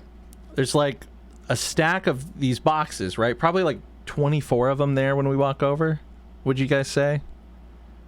Yeah, I think there you were guys quite saw a it, few Yeah. at that point. And so Spoilers, that didn't last very long. though. No. So the woman running the booth was like, "Hey, what's up? You checking out Robot Quest Arena?" And I'm like, "Yeah. I'm already sold by the art. Can you tell us a little bit about it?" And she goes, "Well, it's a deck building game." I'm like, "Sold." Because I love deck building games. Take my money. Yeah, and then she goes, and it's a arena brawler, and I was like, oh my gosh. And she's like, and there are these little minis. They're already painted. They're really cute, and we saw people testing it like on the tables behind the booth. And she's like, it was kickstarted last year. It's coming out to retailers later this year. It's going to be $80, but it's $60 right now. And I'm like, I'm already pulling out my card. And I'm like, here. Yeah, Eric's holding up the minis. So I bought it immediately. And this is, it's from the same publisher that did Star Realms and Hero Realms, which is another couple of really great deck building games if you haven't played those. So like we already knew the pedigree. We already knew that their deck building, the way that they look at those kinds of games is so tuned in and so fun. So we take it back to our table. We open it up. We really like quick read the rules. Very easy to understand and just pick up. And by halfway through the game, I think Eric gets up and goes and buys a copy. And then after we finish the game, Angel bought a copy. Yeah. You guys were discussing some type of rule thing, and while you guys were talking, I just was like, kept looking over there, and then I was like, hey, you guys figure this out. I'll be right back. And I went and bought a copy. Yeah. But I think by the time I went and bought after the game ended, there was one box left. Yeah. I had bought mine. So And that was the it. game, That was it for the it's con. Selling out. It's selling out. It's just such a fun game. And I was telling the guys while we were playing Saturday, like, especially I think because after how Saturday went, how I would say it's stressful. I mean, it's GenCon, but still, I mean, those games do take it out of you, right? Playing card games, it is a mental thing. Oh, for sure. It The wears fatigue you is out. real. And even though that's a deck building game, playing that game, I just felt like a little kid. It was just so fun. Like Yes. the characters had special powers. And no two games will be alike, right? Because Yep. like whatever you got to shop, you buy whatever cards if you have enough energy for it, you buy however you want to build your deck, right? You could either be a deck that moves a lot, or you could be a deck that does a lot of attacking, or you could be more of a technical deck that does a little bit drawing and ramping, you know. And by the end of it, Eric kicked our asses with his freaking combo, but it's My such pug, a fun my game. robot yeah. pug. Yeah. Yeah, a little pug. And you know, I think it's a game that on the surface is very lenient, easy to get into, fun, but you can make it pretty complex to those of us that are like the deck building, like all of us here. I think that you can have some kind of strategy to it. You know, I played it with my wife just a few days ago, and we played it 3 times. That's so that same cool. day. Wow. That's how much she loved it, you know. And we would control 2 robots each instead of just, you know, because there's only 2 of us. Yeah. And we added some level of complexity by just shuffling the robot cards that you get, just randomly picked robots, right? And That's synergy cool. is pretty cool too, right? Because I was saying the guys were like, you might have the dog robot, that's gonna be my floater, and I'm gonna have my tank robot just sit on a obstacle and ramp me up a life or the little red course, whatever they call them on the game. Yeah. So you can strategize even with your robots based on what 2 robots you have and how to play them. So I think the level and room for grow in that game, and that's not even, I mean, it's gonna be expansions, right? I think you guys said it's gonna be expansions for it. Yeah. There's a Kickstarter They're already- exclusive one, and then there are 2 more expansions planned. And so what that is a new robot, and its partner, a couple more tiles to place onto the board itself, and then some more cards for the middle deck that do different things. And they're all just so cute, so incredibly nice. The detail in the minis and like the quality's good. The quality they're incredible. The cards are very colorful. I mean, the cards are easy to read. They're colorful. It literally reminds me if I'm playing a mobile game, and you know when you go to the mobile games, it's a shop, and they have today's offers for 300 coins or this. That is exactly what the shop reminds me of. Yeah. And it's just such a fun game. Like I said, during the thing on the last game that me and my wife played, I think I put all the obstacles on the board just to make it more challenging. And even that added a level of complexity to it, and it was still had a blast. I mean, just hanging out, having fun. It's a great game. Check it out. Yeah, I seriously can't praise it enough, and it just came out of nowhere. I feel like I'm sure there's a lot of dedicated people who love this game, but like last year I just totally missed it. I didn't even know it was being kickstarted. It went well and above its goal, which is great. And then for them to sell out all of their boxes at Gen Con before Sunday is just awesome. So like people would walk by and they'd be like, ooh, where'd you get that? Like which booth has that? Or they'd be like, oh, I'm glad someone else is picking that up too, because like I'm just having so much fun with it. And one more thing about the gameplay itself too. Like our first game, like from opening the box to done with it, took about an hour. And that's like us learning the rules, figuring out all the little fiddly bits. So like if you know the game, a 3-player game with that probably goes like 30 minutes to maybe 40 minutes. And like it never overstays its welcome. The time to kill, like the way the game ends, it feels like you've had enough time where you got your engine built up and you get to use it a little bit. And then it's done. And then you all start over back at the same spot. So like the replayability is there. I mean, it's a genius deck building game, and the arena fighter part of the game itself is also very fun, very dynamic, very quick.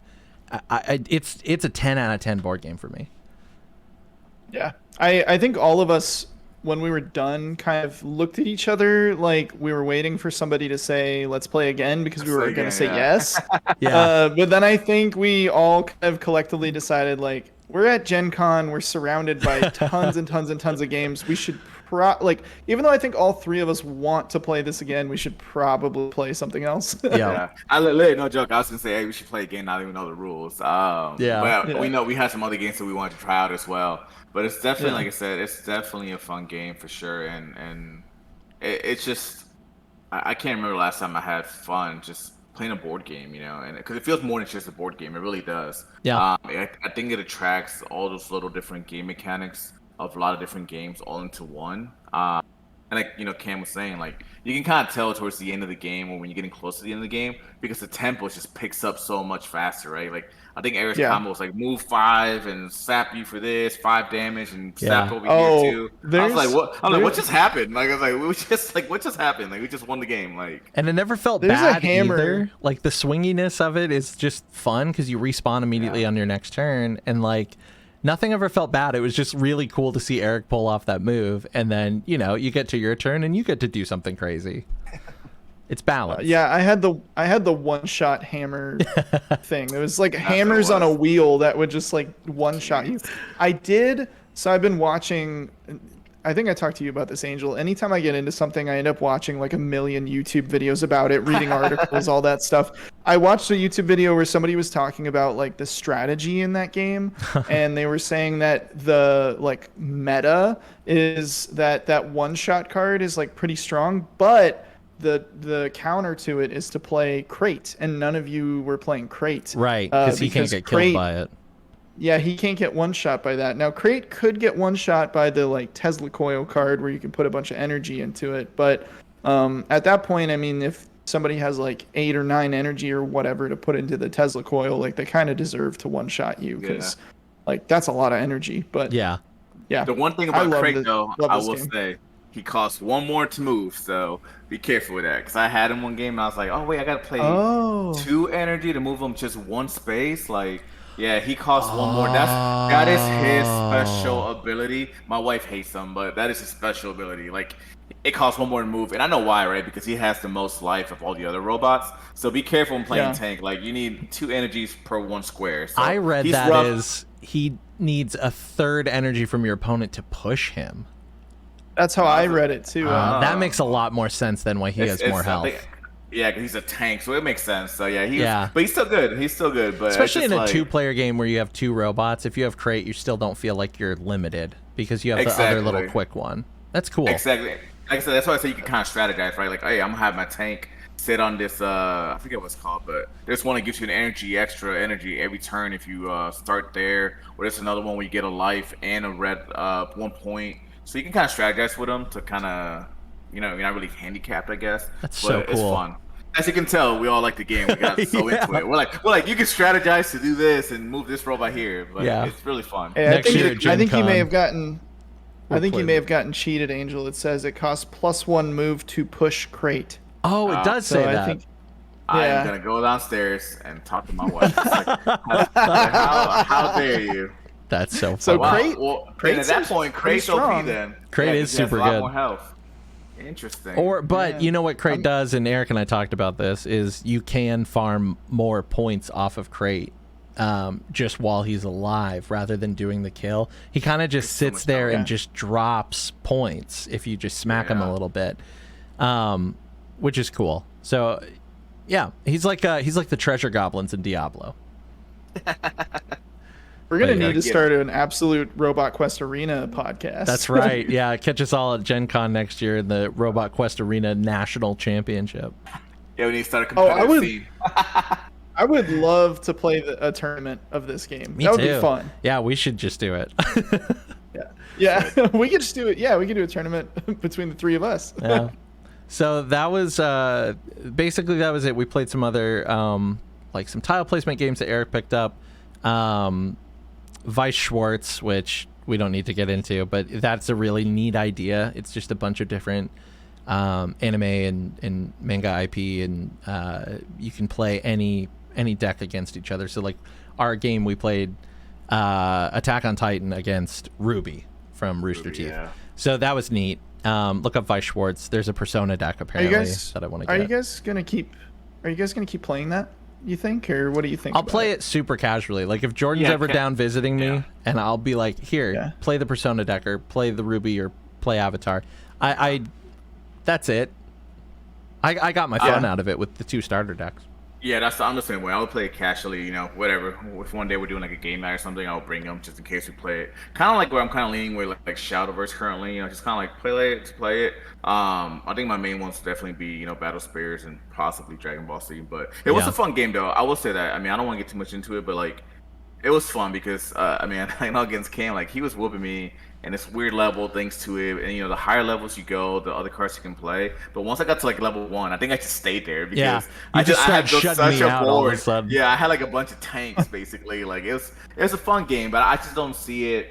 I don't think there's gonna be enough support. I don't think there is enough support honestly here because it's that was more the of a first time we ever collector game. heard of it. Yeah, we ever heard of it. And more like you got like your chase cards that I guess people's autograph or sign for that worth like thousands of dollars. Yeah. But it's a fun game. But I just definitely would be a super casual game. Back to One Piece, there are a lot of similarities between Weiss Schwarz and One Piece, except One Piece does it a lot more streamlined, So, but it was kind of cool. I was like, when I was learning One Piece, I was like drawing comparisons, and I was like, oh, this does it better. Like this is a lot better. So, I am pumped to play some One Piece here in the future. I'm gonna have to check that out then. You said it's like a little like a learning app for it or whatever. Bandai app, One Piece learning app. It's all scripted. It's very nice. You get 2 tutorials, and then you get to play with the Luffy deck, and then you get to play with I don't know the guy's name, but the purple deck, which is more about like destruction and. Hey, you said purple. I'm sold. That's right. I'm in there. That's right. And I love the red deck already, just because it's characters I know from watching the first half of the first season of One Piece. So I don't think if I get into the game, I'm gonna do it in the way that it's like I'm just going after one color. So I'll probably buy the starter. And then instead of just boosters, I'll just buy some singles, and I could probably play the game pretty competitively, which is cool because I think Luffy won at GenCon, at least on Friday. Yeah, I think they won Friday. Yeah, so people were talking about that, and it's just it's the thing I love about it is it feels like Shadowverse. It's just so fast. It's so fast. Even faster than Shadowverse, I think it could be. Oh wow! I mean, I think that's where like Fusion World's kind of headed, and that's the one thing I love Yes. about Bandai games is that all Bandai game, like DJM's the same thing, right? All Bandai game have these like I'll just call them color specific decks that can be Yep. color specific that allows you to be different than any other deck, and you're doing what your deck wants to do against the other deck. And we like, I mean, Battle Spirits the same way. Like yesterday, Eric and I were play testing a bit. Like Nova wants to do Nova things, and Yep. Green wants to do Green things, and that is why I like a lot of the Bandai games. I know a lot of them play sort of similar. I wouldn't say very, but they have certain things that kind of, oh, okay, this is definitely a Bandai game, right? Yeah. So yeah, I'll probably definitely check out One Piece. As I said, it was huge in Columbus, Ohio. I think you guys heard the podcast last Yeah. time I talked about it, where like Yeah. I felt like Battle Spirits just took a back seat compared to One Piece, right? One Piece had the big screen, Yeah. had 400, 500 people at the event as well. I mean, Battle Spirit did too, but It's One Piece because is one thing. people are enjoying it, and the support for it is insane. And It's I huge. see it. You see it on the face of people playing this game. Like, it's very good. It's a blast.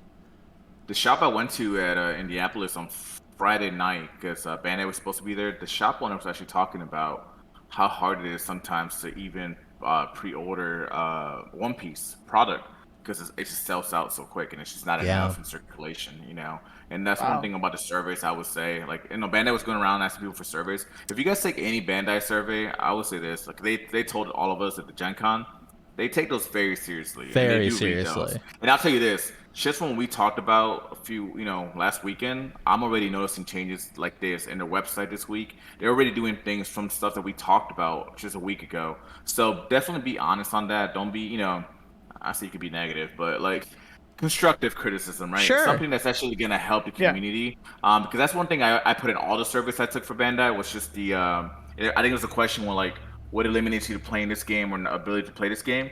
And I would just say lack of product, right? Like Yeah, if you can't allocation. get the product, then we can't play the game. I mean, we struggled just to get EX1 expansion Battle Spirits. We had to call a few different local gaming shops because they didn't carry them, Right.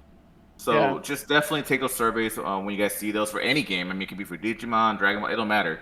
And just be honest because they do care about all their IPs, and they want to be successful with those games. And like Cam had pointed out at the beginning of the show, like we as a community and as players and as gamers, as whatever you want to call it, we are the deciding factor of how long a game really survives, right? Because we can be negative, we can critique all the time, but we need to make sure that we can pull together and let's all say the same thing to make that game successful if we really want to thrive out. At the end of the day, it's a hobby, and Yep. it's a multiplayer hobby. So you have to have other people to play the game and talk with, and just even from doing this podcast and playing Battle Spirits with Eric and then Angel, like that, my enjoyment for this game, even though I haven't been playing it that long, has just been like through the roof because we're already building a little Discord. We're already like talking with other creators online. We're going to these events and we're meeting these new people, and we're all just there to play the same thing at the end of the day. And that's really cool. Like that's how you keep a game strong is to just have a good attitude. And at the end of the day, man, it's just a card game. Like, It's a card game, yeah. Just- It's about the relationships. I mean, Yeah, literally, play it, have look at us, fun. us three. We literally became friends from the launch event or the opening event for Battle Spirits at our local game store. Right? Yeah. And Yeah. just Gen That's Con where we met you. alone. Yeah, that's where exactly, Lou. And now we're really good friends. And Gen Con, same thing, right? We met a lot of crazy players, and they're on the Discord. I saw people are joining the Discord. We're having good conversations, joking around, Yeah. talking about sets, giving deck ideas, and that's really what's fun. Like it's just a game and it's a community, right? And at the end of the day, like I tell everybody, like yes, it's competitive, but it's also first world problems. Don't get super crazy angry. Yeah. It's a game. Like you're still gonna go home. You still have a house to go to. Hopefully somebody loves you. Yep. Like you'll be fine. Like And- relax. Yeah. Hopefully. Hopefully somebody loves you. At least you have a dog or a goldfish or something. Honestly, I don't know if that really instilled hope into people. But Yeah, that's like r/yes, yes, Like- no. All right, look. The community loves you. There we go. So There somebody you go. loves you. yeah, join We our love you. Discord. We love you. Join our We love you. Discord. I've had a ton of fun in the Discord lately. Like, I'm not good at Discord. I'm terrible at it, actually. I've never really gotten why people do it until like we have this one. Like there's like 10 of us in there maybe for now. So join us. But like people just hop in and they're like, hey, we just binged your episodes, or hey, like we got the card at Gen Con, and like We're talking about like, I'm going to locals. Here's my deck. Here's what I'm going up against, and we just all get to talk about it. We do the champ or chump thing. Talk about Eric's putting up a video. Everyone goes to the video. Like, it's very, very cool. It's super chill, and I'd love to see that grow and have more cool people there. And because you never know, like, who's going to be your best friend that you're going to Tulsa for the Grand Open with in a couple of weeks, right? Yeah. Yeah, we're going to the Grand Open in Tulsa, and apparently one of our Discord members lives in Tulsa, so we'll probably see them there. That's so wild. That's so fun. Yeah. But I have no idea who they are. Yeah, not yet. It'll be fun. Yeah. I'll know them soon. It'll be a fun time.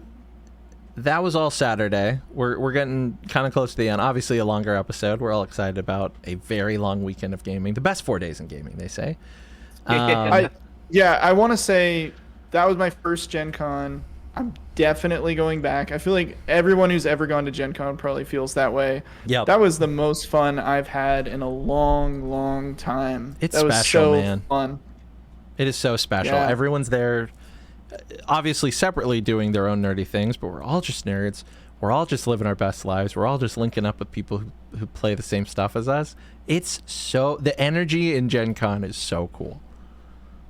I just wanted to say, when I did a lot of wandering. I think you guys noticed this about me. I would just kind of disappear sometimes. I have a board game that I was trying to like show to publishers and like show to people. So I would just like take some of my cards and just wander the halls to like see if I could find some people that looked interested. I spent a lot of time just like looking at people and what they were doing to see like if they would be open to trying my game or like whatever. It was honestly so cool to just be in this huge room full of people. They're all playing games, and you look at them, they don't even notice you because they're all so engrossed in the games that they're playing. And that was just so freaking cool. I felt like just to be in this room of people just playing games. Yeah. And they all looked like they're having so much fun, except for those two guys that were arguing about Ticket to Ride. But that's the funniest thing ever, dude. You come back to the table. Yeah, you tell it. Yeah, I came back to it was actually right after I had the thought that I was just talking about. Yeah. And then I was walking back to the table past the like train game section. There were two dudes playing Ticket to Ride. It was late at night. Like it's definitely not like it's not a tournament or anything. Like it's definitely like a casual game between friends, or I don't know if they knew each other, but man, apparently one of them took a move, and if this is about you, I'm sorry for spreading your drama on our podcast, but from what I understood from the argument pieces that I picked up, one of them took a move and wanted to take it back, and the other person says, no, I told you you could take that back earlier, you can't take it back now. And they got it, you know, it wasn't like they weren't like fighting like physically, but it seemed pretty heated, and to the point where I was like, I'm just gonna keep walking. Like I don't know about that. Like one of the dudes was like standing up at the table. He was so angry about it. I was like, damn, it's like ticket to ride players are serious.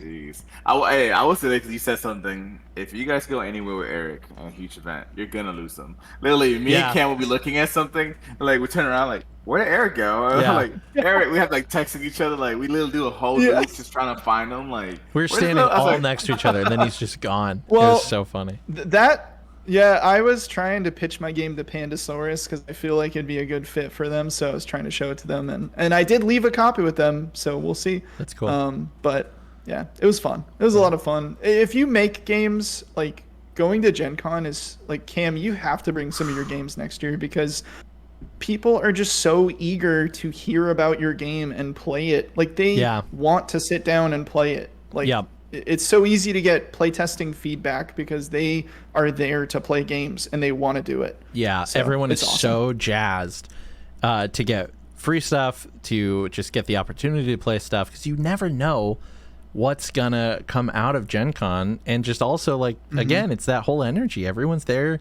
to just enjoy their hobby in the biggest way possible. Like it's the Super Bowl of games. Literally, we're on Lucas Oil Stadium's field playing card games. It's so really cool. Like it was kind of overwhelming my first day there. It's just A lot of so people. much to do. I mean, it's just between the people and just how many booths there is. It's just not. You think 4 days is a long time? I don't think it even is. Even if you didn't do any events, there's just so many. There's so much to offer, right? Like, Yeah. and even if you're not into something, like you want to check it out. Like, if I would have had enough time, I probably would have checked out the new Star Wars card game they had, right? Like, there's just a lot of different things. Some of the board games. I mean, I saw the game that you guys were talking about. I saw a lot of different card games. I'm like, oh my god, it looks interesting, or that artwork looks interesting. So Gen Con's definitely amazing, you know. And like you were saying, you know, if you guys build games or have an idea, I think you guys were telling me about it. Like it's like like a 4-day pass. You can kind of sit with. Oh couple days and pitch Yeah. that. So There's an indie games room where you can pay. The price is not set in stone, but so I'll say what it was this year from what they told me. But they said it could change year to year. But this year, I guess it was like $400. But with that, like that sounds expensive. If $400 and you get like a 2-hour session to show your game to people, which sounds insanely expensive. But here's the kicker: with that, you get 2 4-day badges with it. So I'm like, when she was describing the pricing to me, I was like, ooh. But then when she said that part, I was like, okay, I get it now. Yeah. It's like a way to encourage people to buy 4-day badges, but also with this like little added benefit if you buy it through them, through this method. So And that doesn't take away from your time at Gen Con, really. Like, you are gonna have, obviously you're not gonna see everything, but after 4 days, you are gonna see a lot. You're gonna be very, very tired. You can still play in events, you can still pitch, you can still walk the exhibit hall. You can do a lot in 4 days at Gen Con. And so you should. If you haven't been, get the 4-day pass, go at your own pace for your first time, but get the 4-day pass. Really, really experience it, because it is something to experience. it felt like every single time I found something, I would discover like whole areas or sections where I was like, I haven't even looked at any of this stuff. Yeah. Like when I discovered that room, I went in there and there were like tons of people showcasing their like indie games that they were making. And the room was full of like probably like 10 to 20 different like indie games, and they rotated every 2 hours into new games. And I'm like, you could just spend a whole 4 days in here. Yeah. Trying people's indie games. Yeah. Like, And I want to. it's I love crazy. playtesting games for people because I know how important that is to have your game playtested for. And it's just, again, it's like, when you go on a first date and it's like the fun stuff is actually like seeing someone light up about, like, when you strike the chord, you're like, what, tell me about this interest. And then you can see in their face, like, that's what they're really passionate about. That's cool to me. That's a human experience that I never get over. Like, that's a really neat thing. And so, especially in that space, you get to play their baby. You get to play their game. Yeah. It's and cool. It's just so much to do. I mean, like, literally Gen Con has a little bit for everybody, and that's the best way I can say, right? You're into board games, they got plenty of that. You want to see what's going to be the new thing coming out soon ahead of time, you can see that. You just want to go drink beer and eat a bunch of delicious food at a block party, that's good you stuff. can do that, Shout out to the noodle truck. Noodles, Island Noodles in Indianapolis. I had them 4 years ago.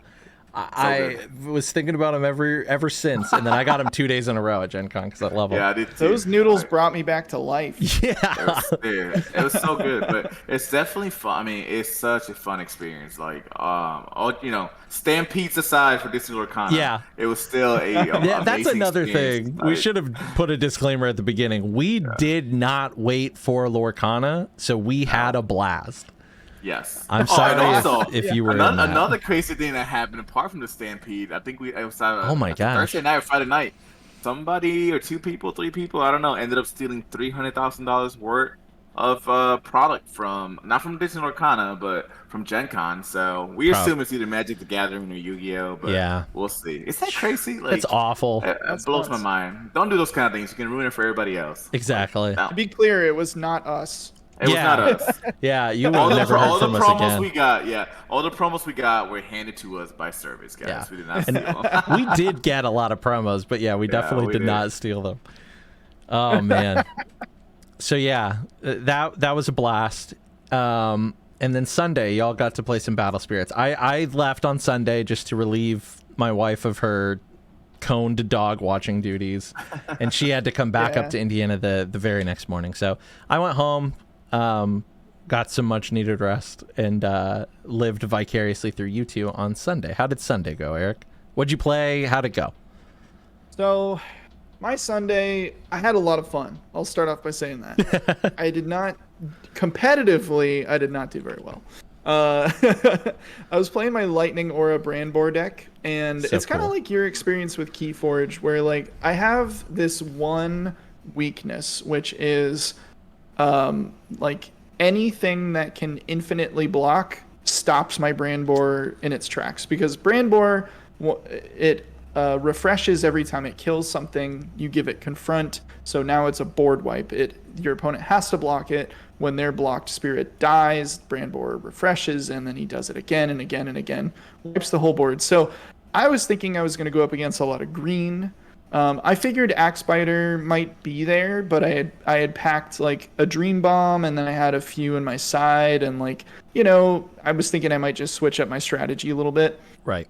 Round one, I played against Purple. He was a brand new player to the game, named Sean. He was super cool guy, by the way. Him and I ended up like hanging out he showed me where the singles booth was to buy Battle Spirit Nice. Saga singles.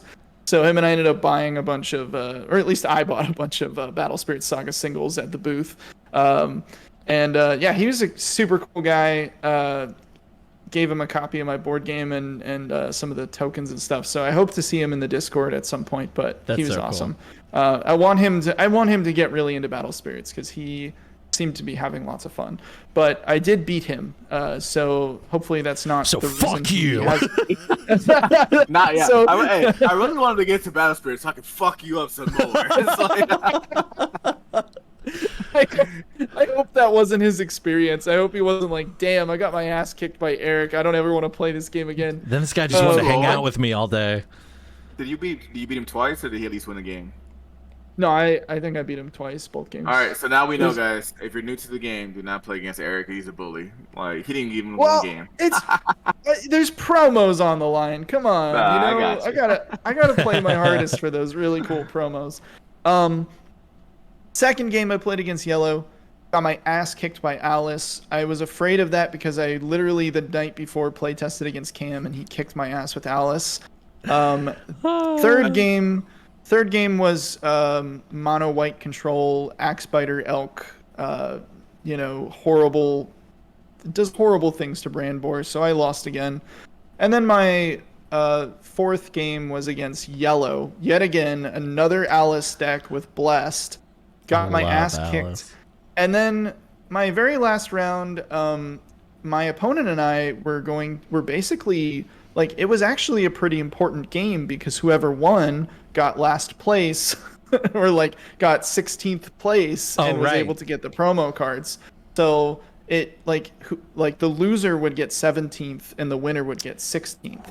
So it was actually, I was actually thinking like, this is the most important game of the day. I'm Yeah. playing for last place. Yeah. Because those promos are sick. Get him promo. The promos are cool. Turns out my opponent dropped, so I got the win. Nice. They dropped after the round had already started, so I just got a full win from it. So I did get promos, which was nice. Nice. And it was also super cool because then I had the exhibition hall closed at 4, and that round started around 3 o'clock. So I had a full hour to just enjoy the rest of the convention. And I'm not going to say too much about this because I don't want to like jinx anything or like reveal anything if it turns out later I'm not supposed to say anything about it. But I did end up showing my board game to a publisher in the hall, and someone from that company played it with me, and they it seemed like they had a lot of fun, and we are emailing or I emailed them after the convention because they gave me their business card and asked me to reach out. So pretty hopeful, you know, fingers crossed that something comes from that. That would be really cool. They have a really cool, like I said, I don't want to say too much because I don't know, I don't want to jinx it, and also I don't know if I'm supposed to like not say anything later, but Sure. They have a cool lineup of games, and it feels like my game would be. Yeah. Thank you, Angel. Thank you. They have a really cool lineup of like smaller, like super casual games, and that's kind of what my game is. It's called Taproot. It's a game about like growing plants, placing down roots, collecting water tokens. We played it a little bit at the convention as well. Yeah. So super hopeful that something comes from that. Even if nothing comes from that, I will say, and like I said earlier, if you make games, bring them to Gen Con, show them to people, because I got so much experience of seeing what it feels like to have to pitch my game to people. Yeah. And figuring out like what things I should say to get them interested versus like what things I said and to some people where they kind of like lost interest, or like it was a very helpful experience to get this idea of like, how do I grip people? How do I get people excited about this? So Gotta get that opening hook. Yep. yeah. Super fun though. The Battle Spirits tournament. So my brand board deck got its ass kicked, and actually yesterday, Angel and I were playtesting lots of Battle Spirits, and I was like, I don't know what I want to play for Tulsa. Like, I feel most comfortable with brand board, but I just feel like it's not going to do very well. So Angel and I started working on my brand board deck, and I think thanks to Angel, I think we've actually gotten it fixed up. I think it could maybe do some damage. Yeah. So better, yeah. Ooh, I can't wait to play against it. I'm having fun with Blade Beasts right now. Yeah, Blade Beasts are pretty good. We were talking in the Discord about some Nexuses and some Blade Beast support and brand board. That's how we got on the subject. And so, like, I think Cosmic just put up a video too about some local hotness with Blade Beasts in his area. So I think he won. I think he won the Store Championship with his Blade Beast deck. That he had. But yeah, what we did to Eric's deck last night, it's a lot more consistent. And I mean, he beat my Saturday deck that I won. Where he beat he beat a few other decks. The only deck that kind of got him, of course, Alice, but it's okay. Though. And that's me, baby. That's no man. I'm never taking my 4 Alices out of any yellow deck I run. I'm settling into a really fun yellow with green ramp deck right now. I'm having so much fun. Yellow's my favorite. It always will be. And then to get to throw green into it is fun. Did you see Cosmic's Blade Beast deck? He has 4 Hippocampo in it. Yes. Which is crazy. Crazy. That's so cool. I love it. Hey, here's a little bit of I don't know if this is good, but if it is good, give me credit for it. Here's a little bit of absolute BSS spice to start playing in your decks. A lot of people are playing Derm Dyna as like a last little chip damage for unblockable. I have slotted in a single Arcana Joker into my deck because I was thinking like that card is so much better than I originally thought. How unexpected would it be if you're playing against like all these green ants and I have this wide board and then you're at 1, I get you down to 1, and then next turn I just like drop the Joker. Well, yeah, I mean Joker really. We've been talking about white control all day and like suppression, Infinity Shield, all of that.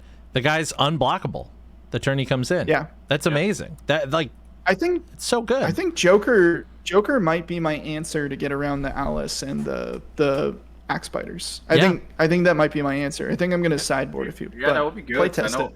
I know one of your matches at Gen Con, I think when I looked over your table, your opponent was just down to 1 life, so you just needed that 1 extra. You drop Joker, man. It's over. They were down to 1 life, and also I was trying to play that game so fast because of that new ruling, the overtime ruling, because they won the first game. I lost, or they won the first game, and then we were on game 2, and they were down to 1 life, and I was kind of just like, we need to go, and then it didn't work out for me. But and just for you guys to know, I mean, especially if you can go to like Tulsa or any Grand Open, the reason why they changed the ruling, I found out from the head judge, because I asked a question, because it's a lot of like love-hate relationship with that ruling. Yeah. I guess in I think it was either at the Vegas event or the California's first Grand Open. There's a lot of team-based players, so they were purposely, getting the draws or whatever to help boost, and there's cash involved, so they're not gonna you're not gonna cheat the system with that. So, but they did say that Bandai is looking into other options for that because, I mean, players are just milking the time. And you're absolutely okay, especially in a competitive event, to call the judge over, and the judge will literally stay there and watch the player the rest of that game. It's in the rule book. It's mentioned, if you think your opponent is purposely slow playing, call a judge and get that corrected, because people are going to do that, especially with the way the game is built. One of the archetypes is control, and those games they do go long, and they just can't make each round 90 minutes. They just can't. So yeah, it does make sense. I'm glad you talked to someone about it, and yeah, maybe we'll see a change in the future. At least something, not sure what that answer will be. Maybe it goes back to that, there is no draw, but you go back to that 0, 1, 2, 3, and then whoever has more life or whoever has more cards, whatnot. But something needs to change, though, because that ruling's kind of, I feel like you get robbed a little bit. Yeah, for sure. I mean, yeah, it definitely negatively affected your day, and you could have gotten the Soul Core one day early. But again, very proud of our boy for getting the Metal Soul Core on Saturday and taking down Cosmic in the process. Yes. Very, very fun. Yes. Which also, by the way, I know everyone knows this, but like Cosmic is awesome. I love that guy. He is. Oh yeah, he's cool, dude. That dude is super awesome, super friendly. He is all about the community. He is all about player interaction. The one thing I give him kudos to, so if he's listening to this, I love how he goes out, or tries to at least, when he's in the city, to check out local game shops. Yes, very important. And very, very he important. is huge on supporting that. And that goes for all of us, right? Like, back in the day, local card shops were where you went to go play a game. So I know we have all these online sites, and Amazon sometimes sells some of these card games. But if you can, yes, it's a little bit more expensive, but it's for a reason, right? You're providing some money for that shop so they can stay open, because you can have all the cards in the world, but if you have nowhere to play them, what does it matter? Right. So, yeah. Again, foster so that shout community. Out to them. And that includes the players and the people that are going to sell you that product. I'm very fortunate to have a friendly local game store in Tennessee that I go to. And I mean, we were playing Keyforge there during the hiatus. Like, again, just amazing. Eric's got, what do you got there, Eric? You guys, Cosmic signature. This is Cosmic signed my blessed cathedral for me, which was really funny. When I asked him to sign it, he was like, I am obligated to inform you that if I sign this, you cannot use it in like official sanctioned events or whatever. And I was like, that's totally fine. I just want it. And he was like, also, it will drastically decrease its value. And I was like, that's totally okay. I just want it as a fun thing. I also got Luis Flores to sign. I feel like such an idiot. I played against Luis, and I totally didn't even make that connection. I was just like, man, this guy's really good at purple. So if you're listening, Luis, you were awesome. Very, very nice to meet you and cool play guy. that game. You are a cool guy as well. I think he was surprised that I wanted his signature, because I was like, I love your purple deck. And I was just kind of like, we're playtesting it, man. Like, we have videos of us playing that deck against each other. I told him, I was like, anytime I'm trying to, like, or at least for set 1, I guess set 2 now we're going to have to find something else, but maybe Angel's deck. Yeah. But anytime we're, like, playtesting for a big event, it's like, that was the deck I was playtesting against, because I was like, I need to figure out how to beat this, because it's so good. Yeah. But now we got to beat Angel's deck. That's right. That's super fun. Luis is awesome. I got to meet him at Ohio, and we talked for a while, and, purple players, throwing shits about just purple things, Yeah. And he had asked me if I tried any other deck. I'm like, what for? I got purple. I was like, we do whatever we want, So he's awesome. I love the it's not like super strong, but there is kind of a clickiness to the colors in Battle Spirits. Like, I feel like purple players are always like so just like laid back, like all in black with like a hat usually, and then like like the yellow players a little more goofy, like loosey, It's me. We're loud. And it literally reminds me, I don't know if you guys ever taken it, like most companies do, the disc profile, right? Where you have like, if you're a high D, basically it's based like color, right? Like red is like aggro, very whatever. Yellow's very outgoing and fluffy, you could say. Purple probably more see what's very like serious, but very like that, because Lou's just like me. He's very like this, he'll talk to you, but he's very like focused. And then white just sits there because it's just sitting there. They're not playing the game. White's They're not playing the game. Look, I'm gonna set my board. White's just like, I'm just gonna wait. White's just like doing their taxes. Just like, bring me a beer. Like, bring me a burger. I'm gonna be here a while. Like, that's awesome. Though. I'm glad you got the signatures, though, man. That's awesome. Keep those in your binder. So Yeah. that was cool. So one thing I started it with when I went to the Netrunner World Championships. I decided that I brought a bunch of cards to that to have signed, and I've decided like anytime I go to a big event, I'm gonna bring some stuff with me to get signed, just because. One, it's really fun to have those little collectible memorabilia, like little memory things. But two, also, it gives you a reason to go talk to that person. Like you see them from across the room, and you're like, oh, that's that person.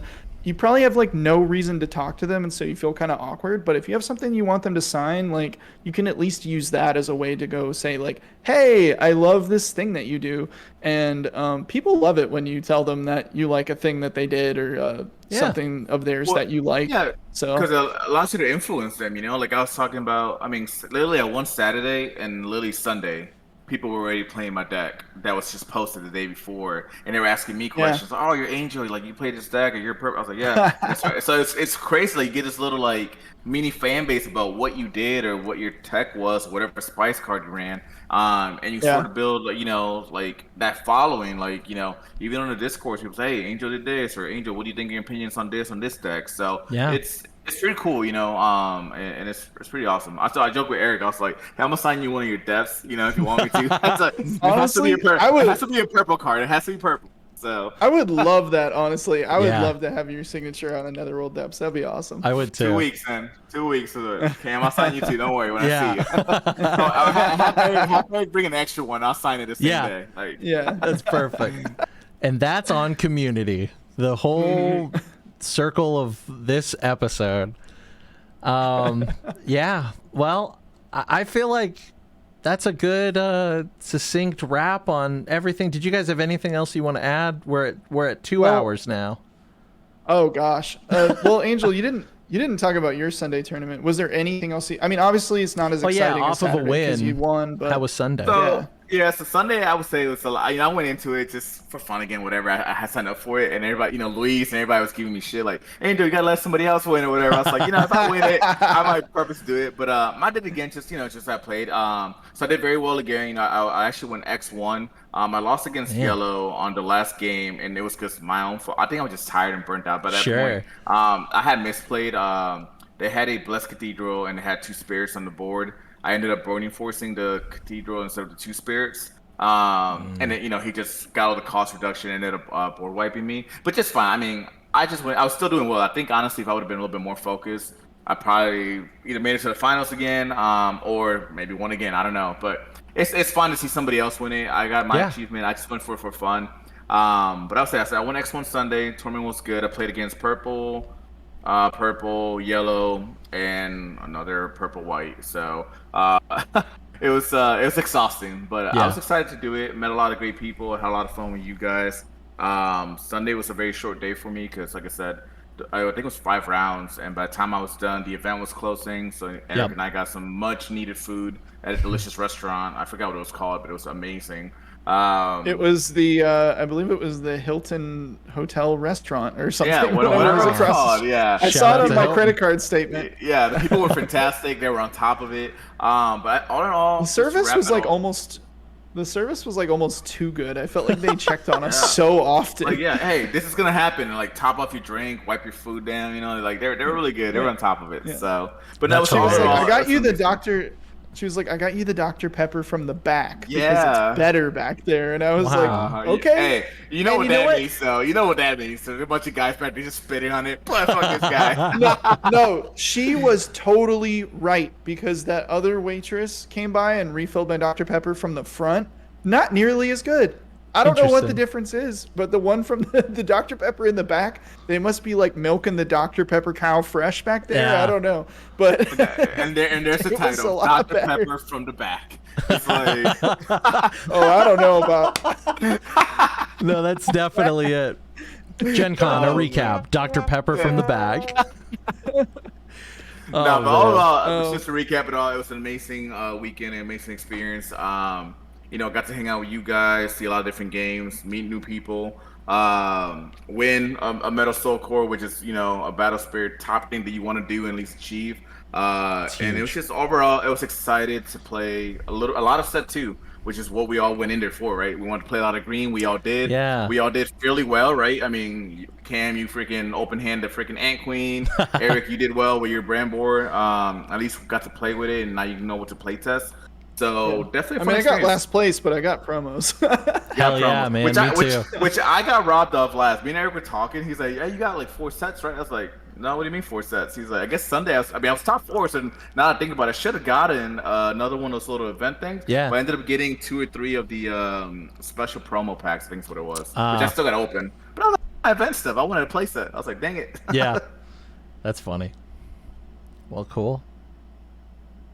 Let's plug all this stuff. Yeah. Join our Discord for sure. Yeah. It's been so much fun. When Angel and I were playing games yesterday, I even said to you, I was like, man, it's so cool that we just have people just randomly joining every now and then, or people just having like little side conversations in the general channel, and so much fun. So that'll be in the description of the video or in the show notes if you're listening elsewhere. Also, Angel and I are going to be in Tulsa. So, as you saw earlier, we've got plenty of these Absolute BSS branded tokens. One side is an Ant-Man, the other side is a Mecha. So if you see us, Angel, you should have your Absolute BSS shirt by then. So there should be 2 dudes there. Cam won't be there, unfortunately, but there should be at least 2 of us. Well, there will be 2 of us, not at least. Yeah. Exactly. 2. Unless one of us gets murdered on the way there. I don't know. Let's not manifest that. We become a true yeah, crime podcast. Yeah. Me trying to figure out what happened to one of you. Yeah. Yeah. Today. We'll make it a deck building game of body parts. Yeah. Oh my gosh. Wow, this took a turned very so dark turn. All right, sorry. Yeah. Go ahead. But yeah, we'll be there. You can get tokens from us. Just ask, or you might not even have to ask. I'll probably be handing them, like shoving them in people's faces constantly. So Yeah. But yeah, if you scan the QR code on the token, it'll take you to our YouTube. So show it to all your friends who you want to show the podcast to. It's a great way to introduce people to the show, and show that you're a fan, or just show that you like Battle Spirits. It's a cool token. I think I I made it, but I think it's cool. I think a lot of people really I've been liked it, playing with man. them. Yeah, me too. Yeah. Honestly, that was the coolest. That was honestly one of the top highlights for me of all of Gen Con, was just that people liked the tokens. Because I thought that I ordered too many. And turns out I did not order enough. That's a good problem to have. Very good. I mean, I didn't make, to be clear, I'm not selling these, so Bandai Right. don't come after me. I'm just giving them away for free. But that's honestly super fun. It's fun to give stuff to people. But anyways, yeah, join the Discord, get tokens from us if you're going to be at Tulsa. We might find other creative ways to give out tokens. Maybe we'll do tournaments. We've talked about doing tournaments in the Discord or something at some point. So maybe once we get enough members, we'll do some type of online event. Also, if we get to 100 subscribers, Angel, I don't know if I want to sign you up for this, but Cam and I are already committed. If we get to 100 subscribers on YouTube, we will be playing Battle Shot Saga, where our life cores are shots that we have to take. So I'd be down. Hey, okay, I'm okay all with right. it. So I think that'd be fun as hell. That'd be fun, dude. That's a low barrier to make that happen, y'all. And we'll obviously record it and put that on the YouTube. I think the episode that I said 100 subscribers was when we were at maybe 5 to 10 subscribers. Yeah. So now that we're growing like a couple subscribers every other day, or almost every day at this point, it is a little. And by the way, thank you everyone. We used to give individual shout outs, but there's and it's cool to say this, but I feel like it's kind of hard to keep up with now. Not that there's that many, but it's still really cool that we're getting subscribers and getting closer and closer to having to take a bunch of shots live on camera. So that'll be very fun. I'm very excited. Yeah. All right. But yeah, that's pretty much it.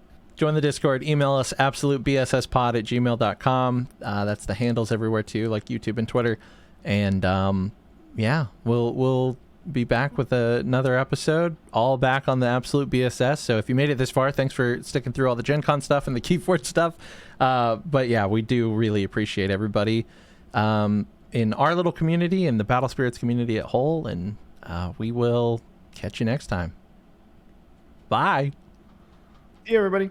Peace.